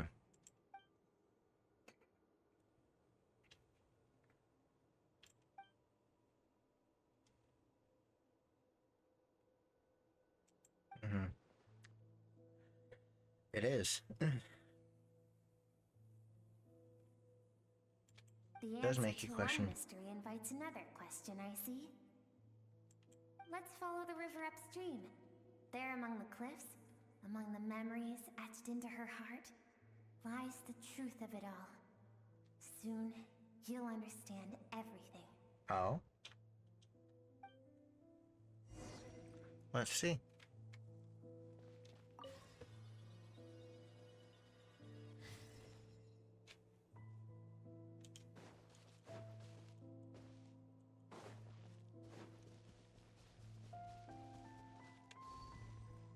Oh, flashbang again.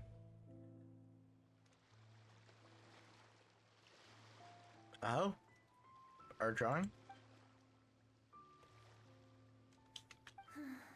I've always thought that, even when falling leaves don't come from the same tree, they can still form bonds of kinship when they meet. Like meteors, you both made a journey through the stars. Both travelers who have landed on a planet that is not your home. Yet, when she first noticed your presence, although she hesitated for a moment, she still chose to walk away.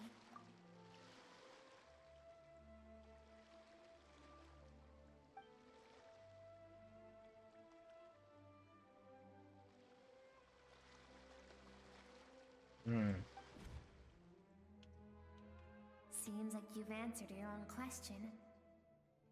Mm-hmm. Skirk sees herself as a trespasser in this world. She's made a conscious choice to avoid altering its path. Mm-hmm. But the reason for that decision stems from events much earlier on in her life. Let's keep going. It's still a long way to the source of the river. Mm-hmm.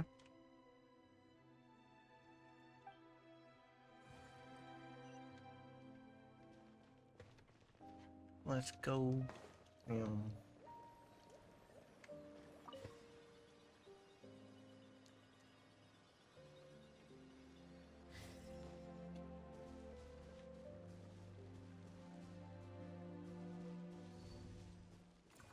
flashbang again. You now have what it takes to wield immense power. From this day forth, I shall teach you no more. No one can become a worthy warrior through imitation alone. I have given you fangs and claws. Now, you must learn to hunt. You wish me to travel the world beyond on my own, Master? Indeed. Make new friends. Embark on your own journey. And piece together a new future from the shattered remnants of your past.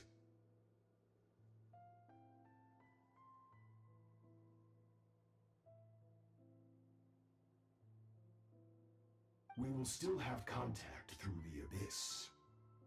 But know this. One day, I will take the life you worked so hard to rebuild and reduce it to ashes. Just like the fire that haunts your mind. And is that Sir Delogi there? He's got a crazy design. He's got that black hole right here, like from the All-Devouring Narwhal.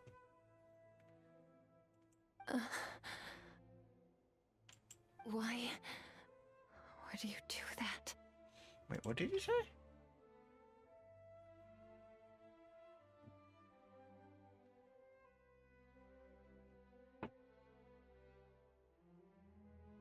Oh.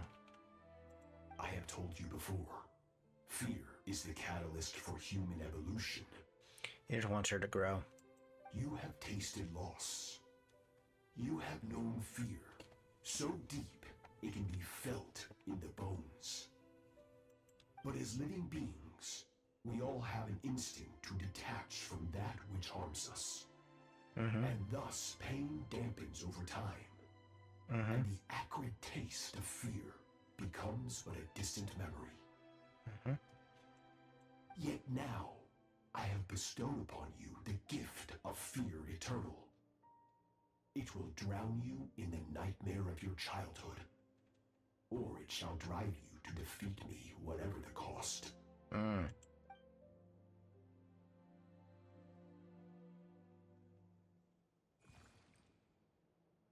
That is what Skirk's master, the foul Sertologi, looked like at one point in time. So you can change form? Of course. As a higher being, Okay. physical No, that's form is a fair. triviality That to does him. make sense. He could appear as a beast, a human, or even a monster that defies description. The form you see him in here, clad in abyssal armor, is the one he usually wears when traveling through the stars.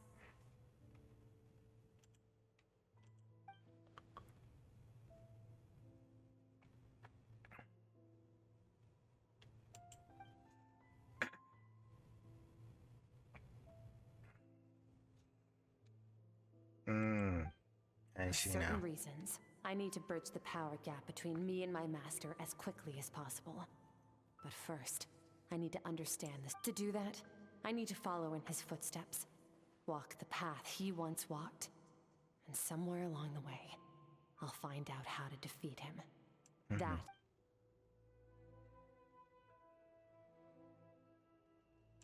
I'll let you in on a little secret. The real Sertologi is terrifying. The scope of his power is impossible to understand until you experience it firsthand. It is absolute. The power to crush all things. Shall we keep going? Let's see. We're about halfway there. I feel like we're less than halfway, but okay.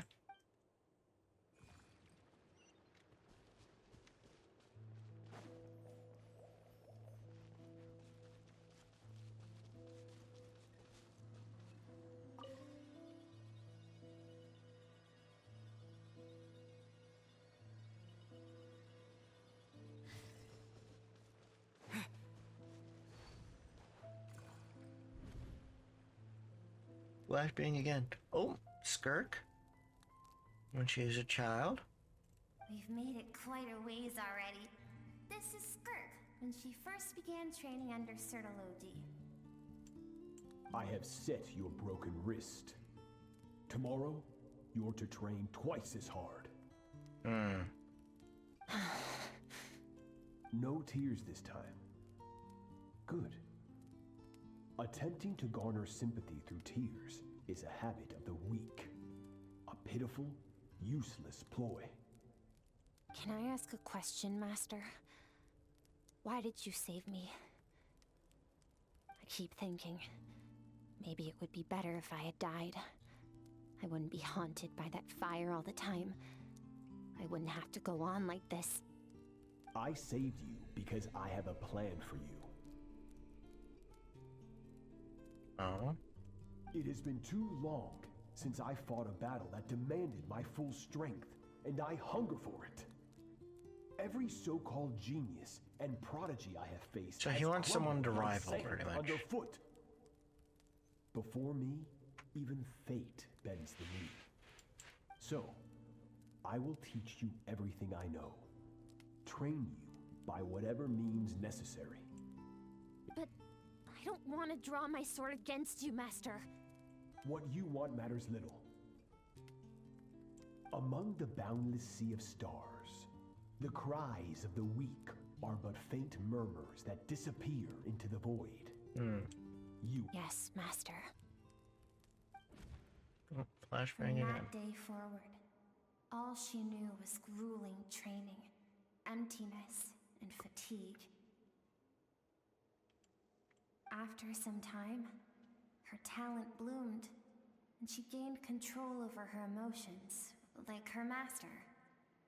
How should I put it? It was not that human emotion disappeared from her heart, but that reason came to dictate all she was allowed to feel.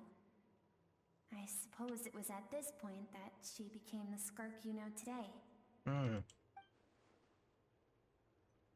Certainly saved Skirk from a disaster when she was a child. Never even tried to hide his ulterior motive. Yeah, very true.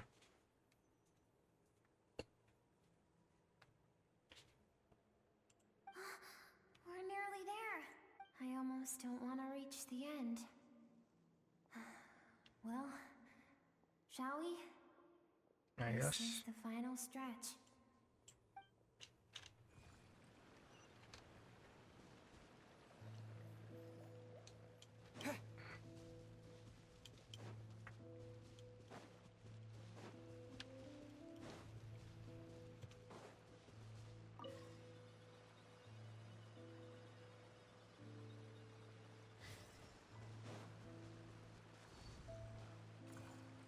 Flashbang again. These are Skirk's happiest memories. Aww. What a simple and carefree time it was. Wisps of clouds dotted the sky. The sun bathed everything in golden light. And when song filled the air, not even the shyest of flowers could resist swaying along.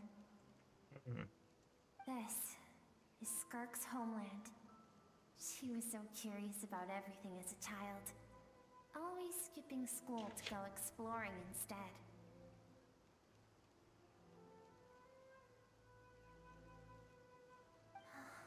There was so much to discover. The treasures at the bottom of the sea. The secrets beyond the stars. And that merchant ship packed with adults wearing those strange clothes. Yes, the ship. The beginning of the end. So the merchant ship was the people that caused the downfall.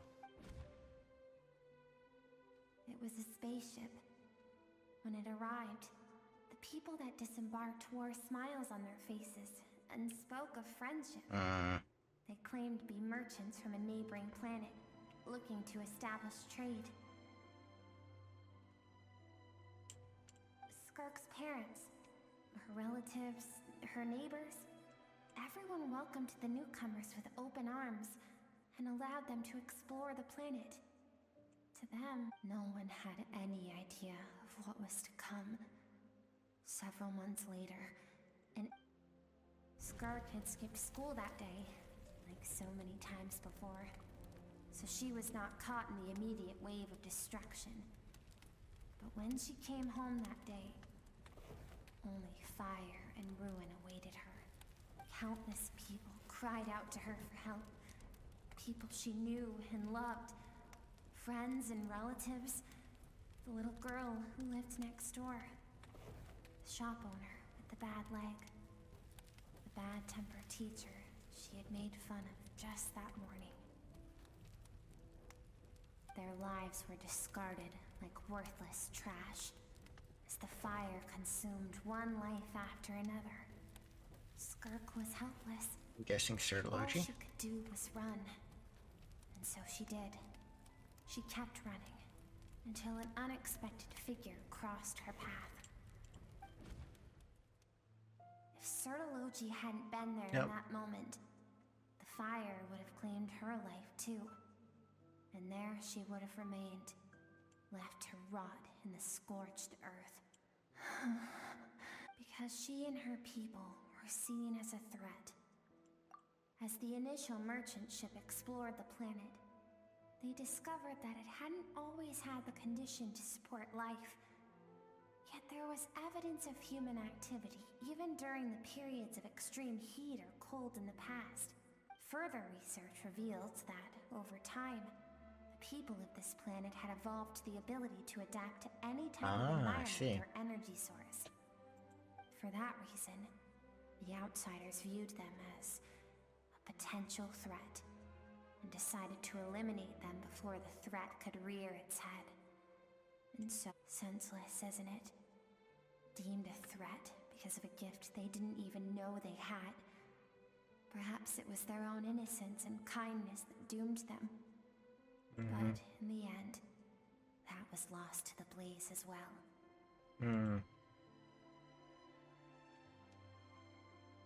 If those with power get to decide good and evil, then all you can trust in is the sword in your hand. And so, before death could claim her, she ran. She ran and never stopped.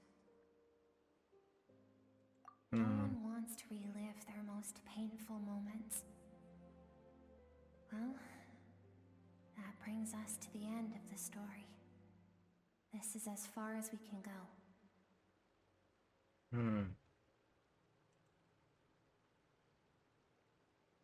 Skirk is waiting over there. For both of us. Okay, let's go see, I guess. Let's go to her. It's time to fulfill my purpose. And my greatest wish over all these years.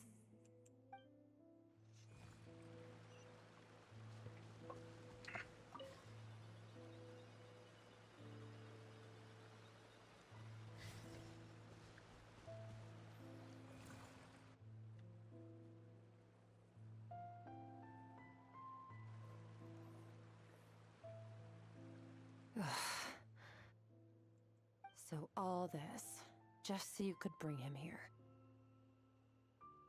I have things to say to you. Well, to me. I want someone to witness our reconciliation, even if it takes an argument to get there. This is Skirk when she was a child, I'd presume? And now the Skirk that she is now. And this is to make sure she doesn't forget her. Her suppressed emotional self. Yup. The version of herself she keeps locked in the recesses of her mind, stifled by reason.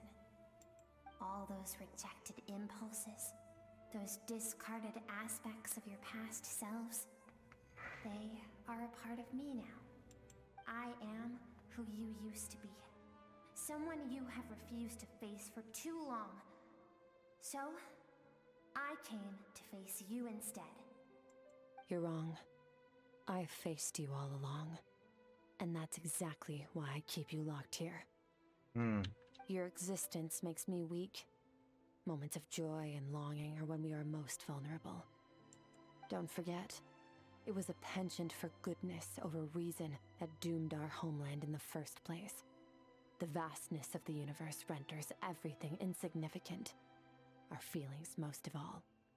Even so, learning from the mistakes of the past doesn't have to mean erasing everything. Strip yourself of your so-called weaknesses. Emotions like kindness and empathy, and what makes you any different from the ruthless soldiers who slaughtered our people? The difference is that I'm doing what is right, what is necessary.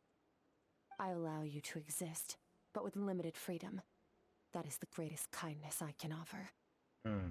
I've shouldered everything you couldn't carry. I rose above the numbness and emptiness, and it was cold, unfeeling reason that brought me this far. It made me who I am. It made me strong. That is the problem. I want to shoulder those things together. On the grand scale of the entire universe, maybe our feelings are vanishingly small, but why should that mean they don't matter? Emotion gives warmth to the cold expanse of space. It gives meaning to the world around us. Think back to those nights of gazing at the stars, those afternoons of exploring the unknown. Think back and let them grant you peace. A brief respite from the pressure you put on yourself. That isn't what we need. Exactly what we need. Aren't you curious about why recovering your strength has taken longer than normal this time? Finally, you get to the important part. That is the only answer I came here to find. Then look around.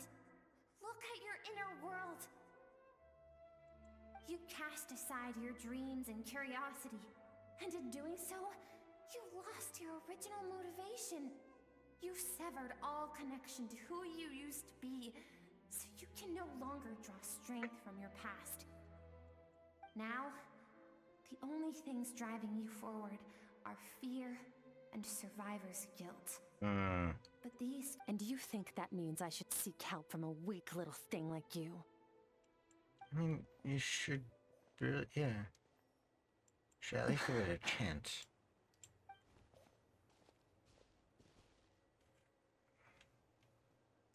Thank you for saying that. I knew bringing you here would be the right choice.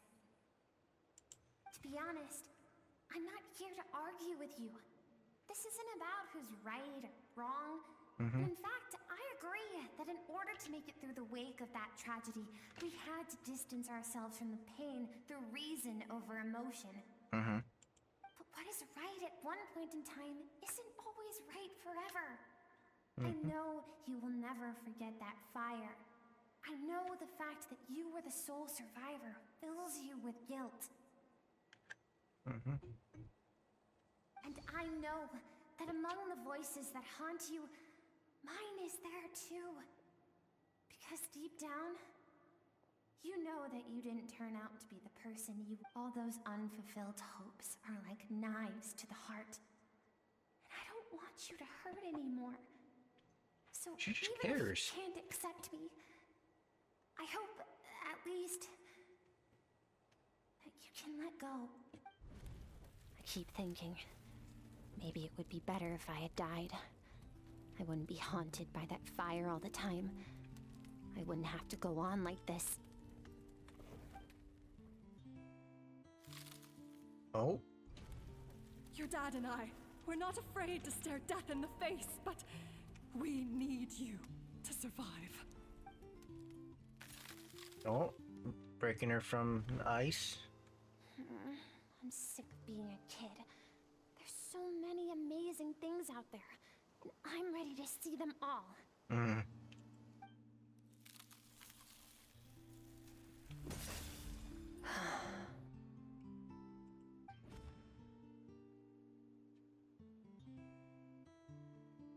I remember. There was a song Mom and Dad always sang when is we it gonna went be out the to fetch song? water. Dancing water. The sand along your path is begging for your song and movement. Will you carry this burden with you on your journey? I am not the dancing water, and you are not the burdensome sand. But if this is your wish, then I will carry you with me until the end. Thank you. I should be thanking you. Oh, cutscene.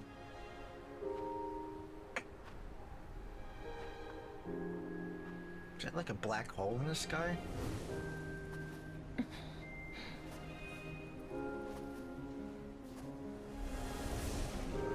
Run, Skirk, run! Remember, leave no one alive! Pushing Heed through. my words, Skirk. Let fear take root in your soul. Did you survive? Why was Trying it to break always free you? from the restraints. Skirk, did you become a positive light in this world?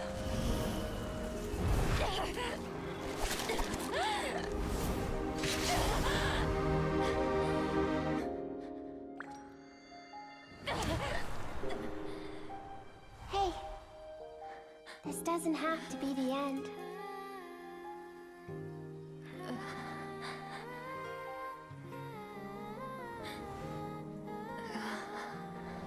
Life is a gift. Don't let darkness claim it.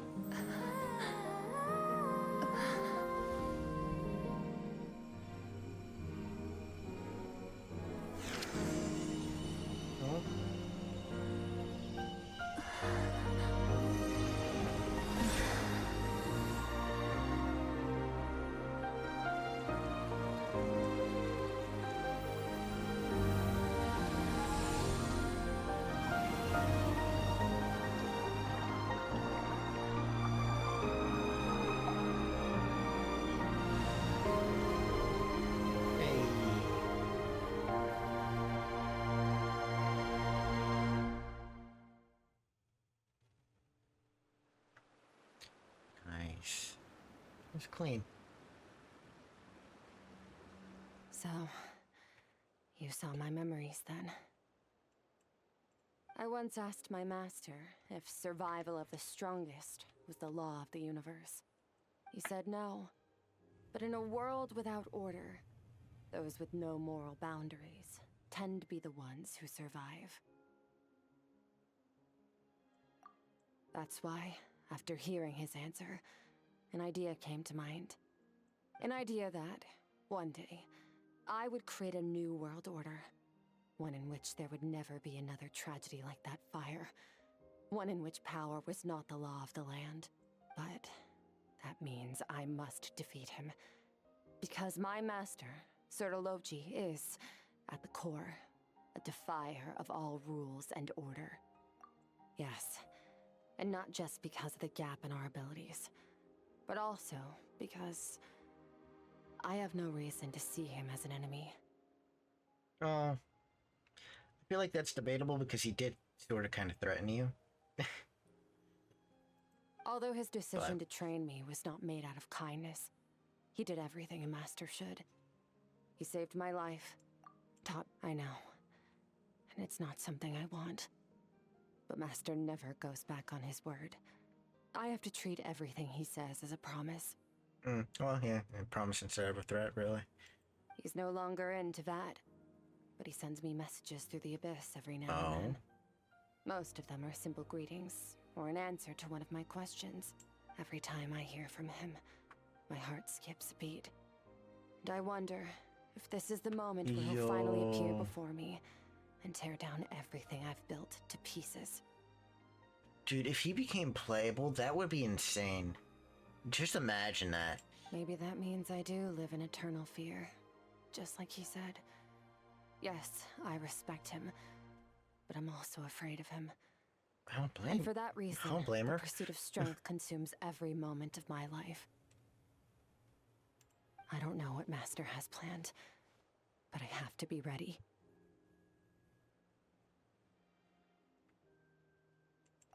Help me? Why? This isn't your fight.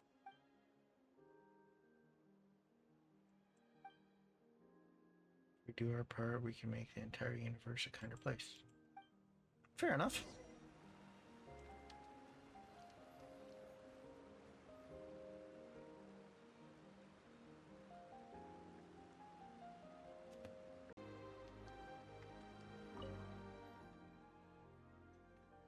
Oh, see. Wait, hold up. Am I able to take pictures here? No, it's a special area.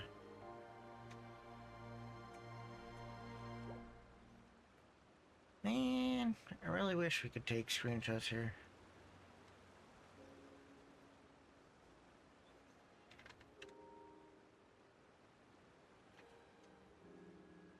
Oh, that's perfect.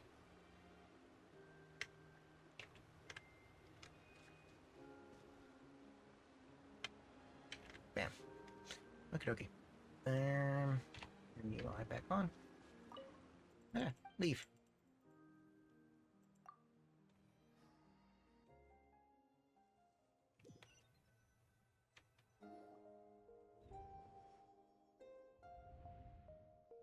Oh, you're finally awake! Honestly, Paimon was gone for like 2 seconds and then she comes back and finds you both unconscious? Oh, you're both okay, right? What does it look like?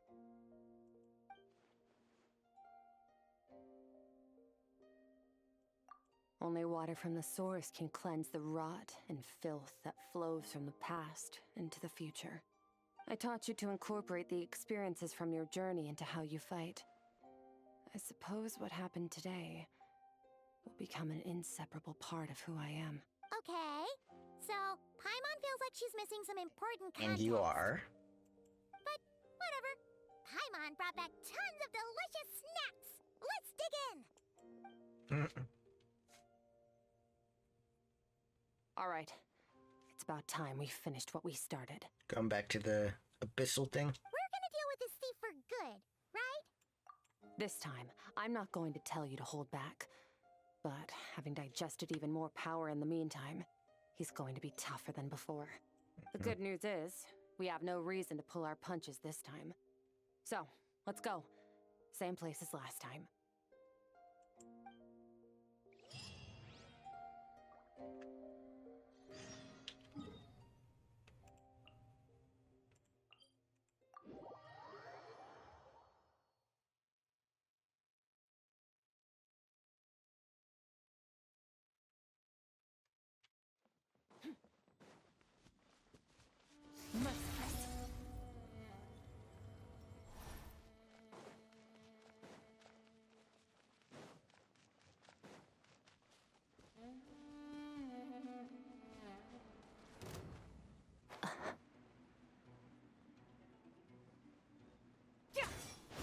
Brown stamina.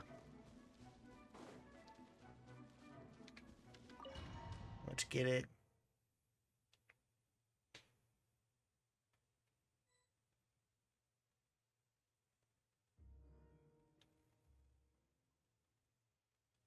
The fog is gone!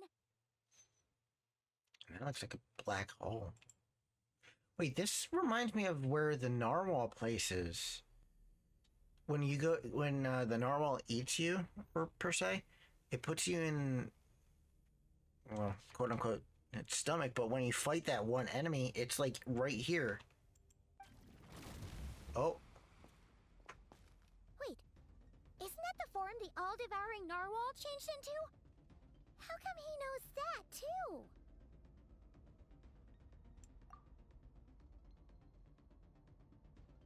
Really?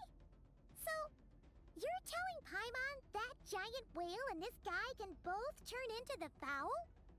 How does that work? It's a subconscious instinct. Any intelligent being who longs for his level of strength is bound to mimic his appearance. It's a natural response after encountering someone as powerful as Master. To them, he represents ultimate power. We know the person before us has encountered Master, and we know he stole a portion of my power. So it's not surprising that he would assume this form. Okay. Oh, the closer Paimon looks, the more intimidating it gets. Nervalette isn't here this time, so it's up to us. He won't have the nerve to steal again after we're done with him. Let's teach this guy a lesson. Using one of those basic swords, Aether. Really should get an upgrade. But okay, let's get it. Water jet! Bombs away! Annihilate! Ha! Ha! Yeah! Ha! Go! Go! Haven't forgotten your training, I hope.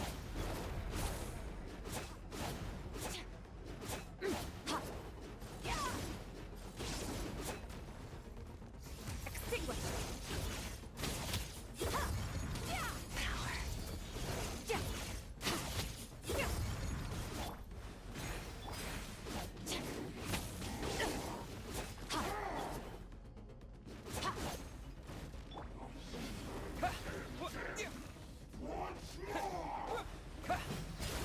Wipe out!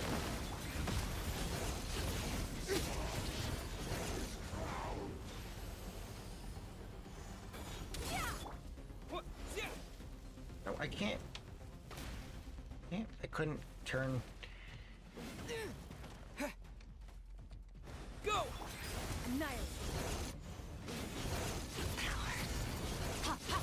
Yeah! Yeah!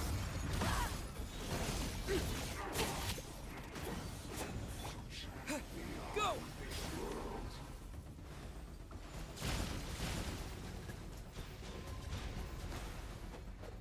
Yeah! Yeah! Yeah! Water jet! Extinguish!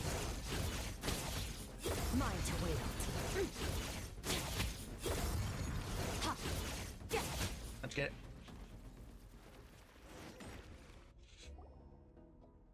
Cutscene? Yep.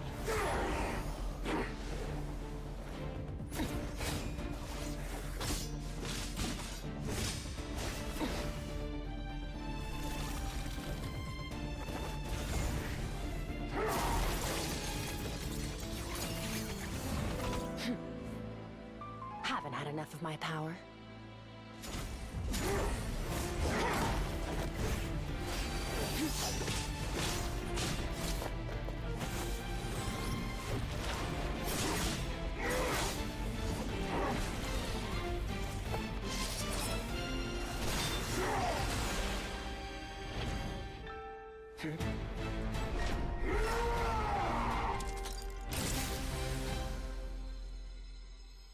Well then, let's see how much more of this power you can handle.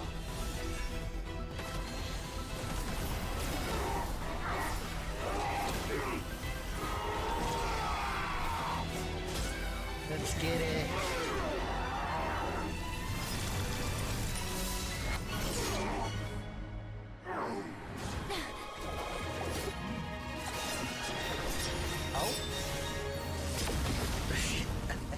I did not expect that sword to help, but you know what? I guess it did in the long run. She's like, here, take your sword back. I don't want it anymore.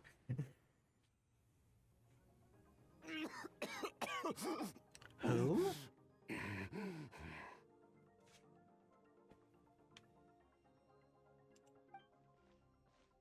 Well, have you come to your senses?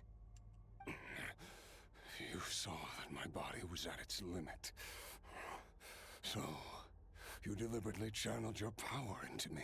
He looks Conrian with a symbol there. I wonder what his eyes look like. Such power. Such keen battle instincts. So yup, you Conrian. Skirk, Sertologi's disciple. How long has it been? How long has he been away from Tevat? Hundreds of years. Hundreds? Sorry. It's a lot to take in. I should introduce myself. I am Skofnungar, a friend of your master and one of his followers. This is the first time I've heard your name, Skirk. But hundreds of years ago, I knew you existed. And I knew you would come here. Hundreds of years ago? Sounds like you and Master have quite the history. Care to tell us about it? Of course. Might as well take advantage of a clear head while I can. The story starts a long, long time ago. I was born into a noble family in Conria. As the eldest son, I was set to inherit our title. But I contracted an incurable illness as a child. Everyone gave up on me. I trained the sword harder than anyone else, defeated all of my peers. But it was all in vain. When other people looked at me, all I saw in their eyes was pity or a strange glee in my misfortune. Even my parents were just waiting for me to die. Over time, my heart hardened, and I became aimless. That was the point where I met your master, Sertologi. We were similar in age, but different in background. He was born in prison, the son of criminals who had been sentenced to death. He spent his childhood wandering the streets, facing more criticism than literary works in the Universitas Magistrorum. In the what? I'm guessing that's a place in Conria. Yet, he always wore a smile on his face, as if kindness and malice were one and the same, and he could not see the difference. I still remember what he said to me when we first met. You need to fight to survive. Even if it's a losing battle, it should light a fire under you. How can you sit back like this and go down without a fight? That does sound like something he would say. He was the first to acknowledge that I was worth something, and he inspired me to keep going. When we sparred together, it was the first time I'd actually felt the thrill of combat. See. When I was 10, he stole forbidden research materials and managed to cure my illness. It was like there was nothing in this world he couldn't accomplish. When it came to the human form, he was always intent on pushing the boundaries of possibility. But somewhere along the way, I fell behind. My talents were nothing compared to his, and at some point, I realized he had pulled so far ahead, I was too embarrassed to even ask him to spar. After his grand endeavor was successful, he sought me out.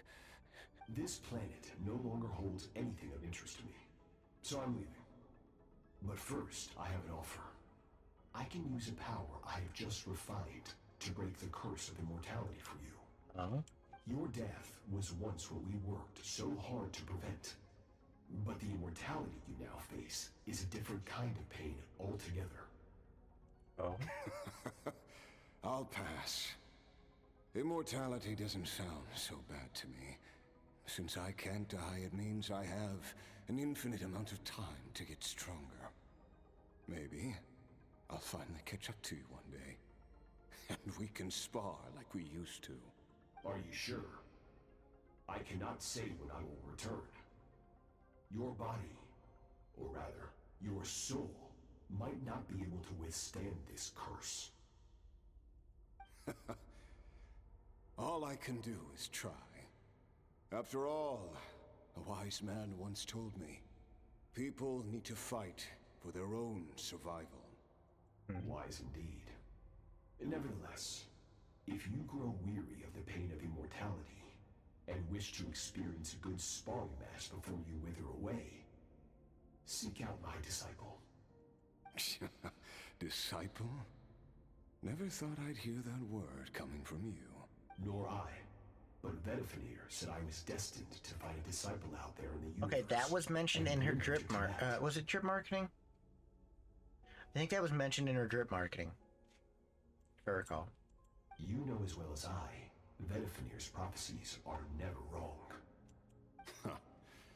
Well, now I'm curious about who this... All Betwixt said was that one day, the stars shall bow in her honor. Sounds pretty impressive. Of course. Only the most outstanding people would have the right to become my disciple. Still self-assured as ever, I see. But you're not wrong. I'll be leaving then. Oh, and if you are serious about getting stronger, I left you a little gift in the primordial sea. Let me guess it was the narwhal. Whatever path you want. Freedom means even the wicked get to make their own choices. Waiting for me in the primordial sea was the all-devouring narwhal, already beaten into submission by Sertologi. In its weakened state, I was able to cut off part of its flesh and sew it into my own heart. Your heart? That sounds like torture. Because, of course, I bear the curse of immortality. I don't even want to imagine that. So, you used the curse to turn yourself into a vessel for power. Even with that whale's ability, devouring power like that is not something the human body can withstand. With your body and soul constantly at the breaking point, it was the curse of immortality that sustained you. But that is not the path to strength.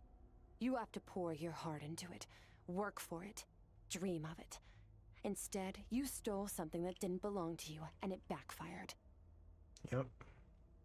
You're right. I should have known better, but I had already pushed myself to my limits, and he was still miles ahead of me. So I had to take a leap of faith. I miss your master. I miss the days when we were all together, troublemakers without a home. I don't regret the choice I made. But if you'll allow it, I do want to apologize. To both of you. After the beating we just gave you, I think we can call it even. You're an interesting one as well. Sertologi's disciple. That's a lot to live up to. It can't have been an easy experience. I know what he's like. He rules with an iron fist, using despair and fear to force you to catch up to him.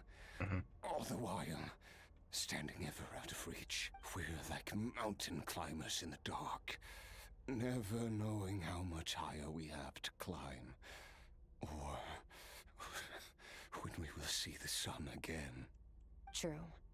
But I made up my mind long ago. No matter how dark it gets, I will not give in to despair. I will overcome it. Besides, after hearing your story, I suspect what Master really wants is not a battle that demands his full strength, but rather a defeat without regrets. Okay. Oh. Since you're his friend, you must have some things in common. The first time we came here, when you stabbed me through the fog and stole my power, I felt no emotion coming from that spike. But when you had to devote all your strength fighting me just now, I could feel joy and passion emanating from your blade. It was the joy of a researcher discovering the truth of the world, the joy of an artist uncovering a temple of wonders. Interesting. I'm certain I didn't express those emotions outright, yet you were able to read them from my blade, like a glimpse into my inner world. You're right. That battle brought me an unbridled sense of joy, and my defeat brings me no regret whatsoever. Exactly. I think Master also craves a battle like that. One where his opponent forces him to use all his strength, unlock the extent of his potential, and transcend his own limits. A battle to end all battles.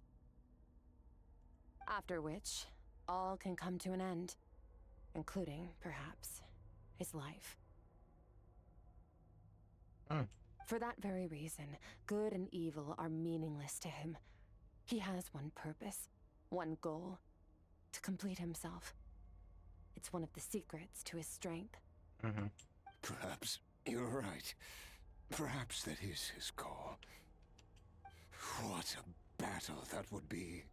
Oh, to witness such a...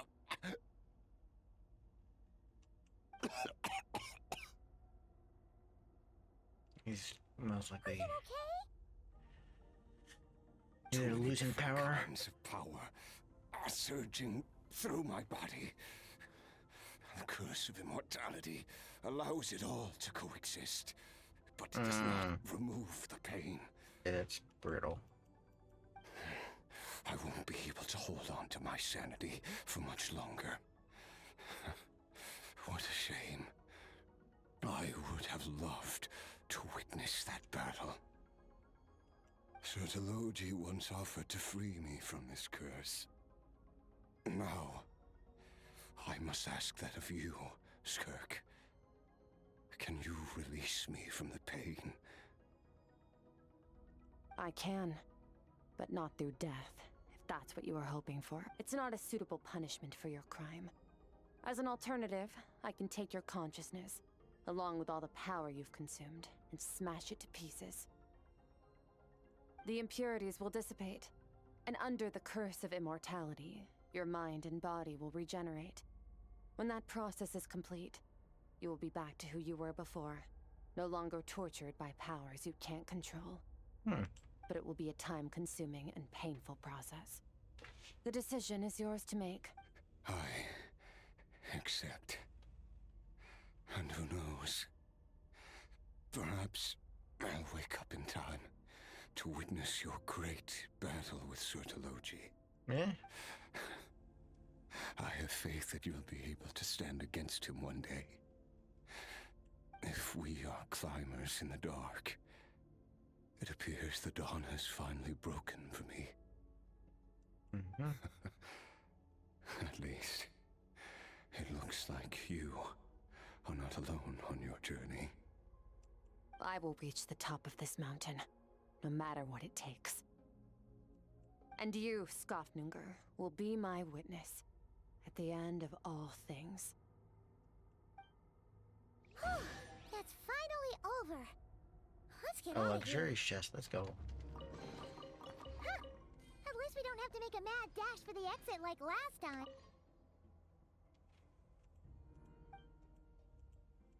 Let me get another picture here.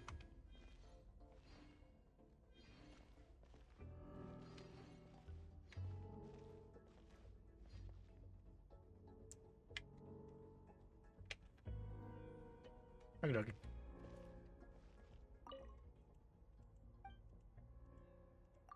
Leave.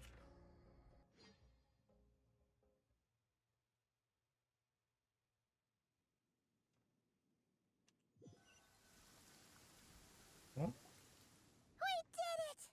Ah, it's only been a few days, but it feels like forever. Once again, we've proved there's nothing we can't overcome. Wow, you sound even more confident than usual. Guess you really have become stronger. Today sure went by fast. It's night already. Oh wait, that reminds Paimon.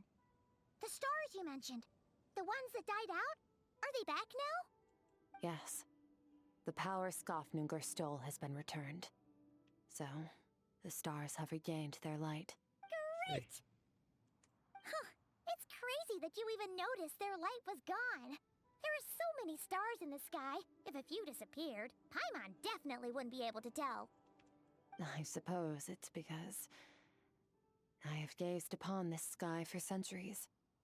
The false stars, hanging in the meticulously planned sky, glittering with rotten light.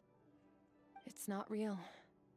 And yet, it is for that very reason that I can look upon it and enjoy the momentary peace it brings.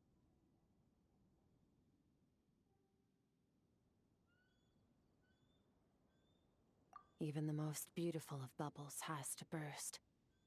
We will return to the real universe one day, whether of our own volition or not. Very true. Time marches ever forward. Even the innocent and naive will taste life's bitterness. Yet through hardship, we grow, until we learn to seize the sands of time for ourselves.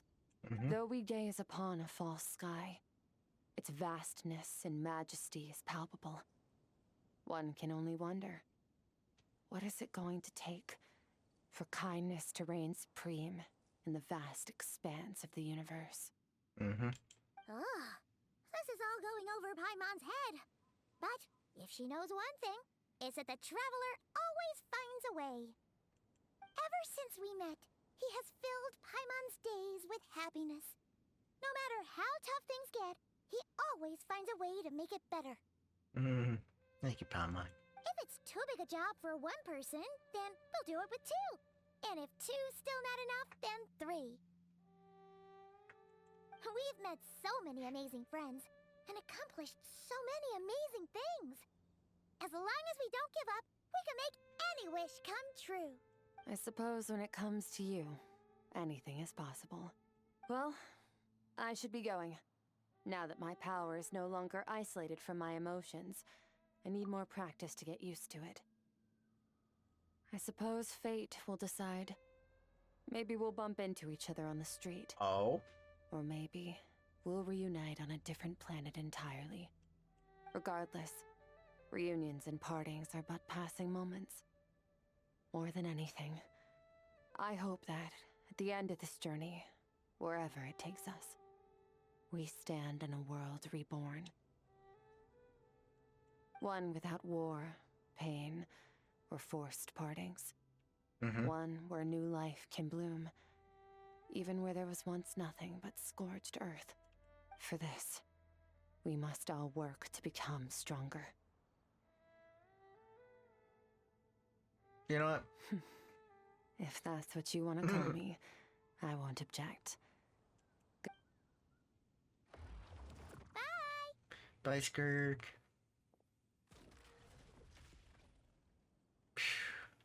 Is it just That was a good Paimon, story. or is she being nicer than before? Oh, hey, what do you think about camping here tonight? There's nothing quite like sleeping under the stars. Come tomorrow, we can continue our journey. Oh, and since Paimon treated you to that super nice meal at Wanmin Restaurant, it's about time you returned the favor. Let's go.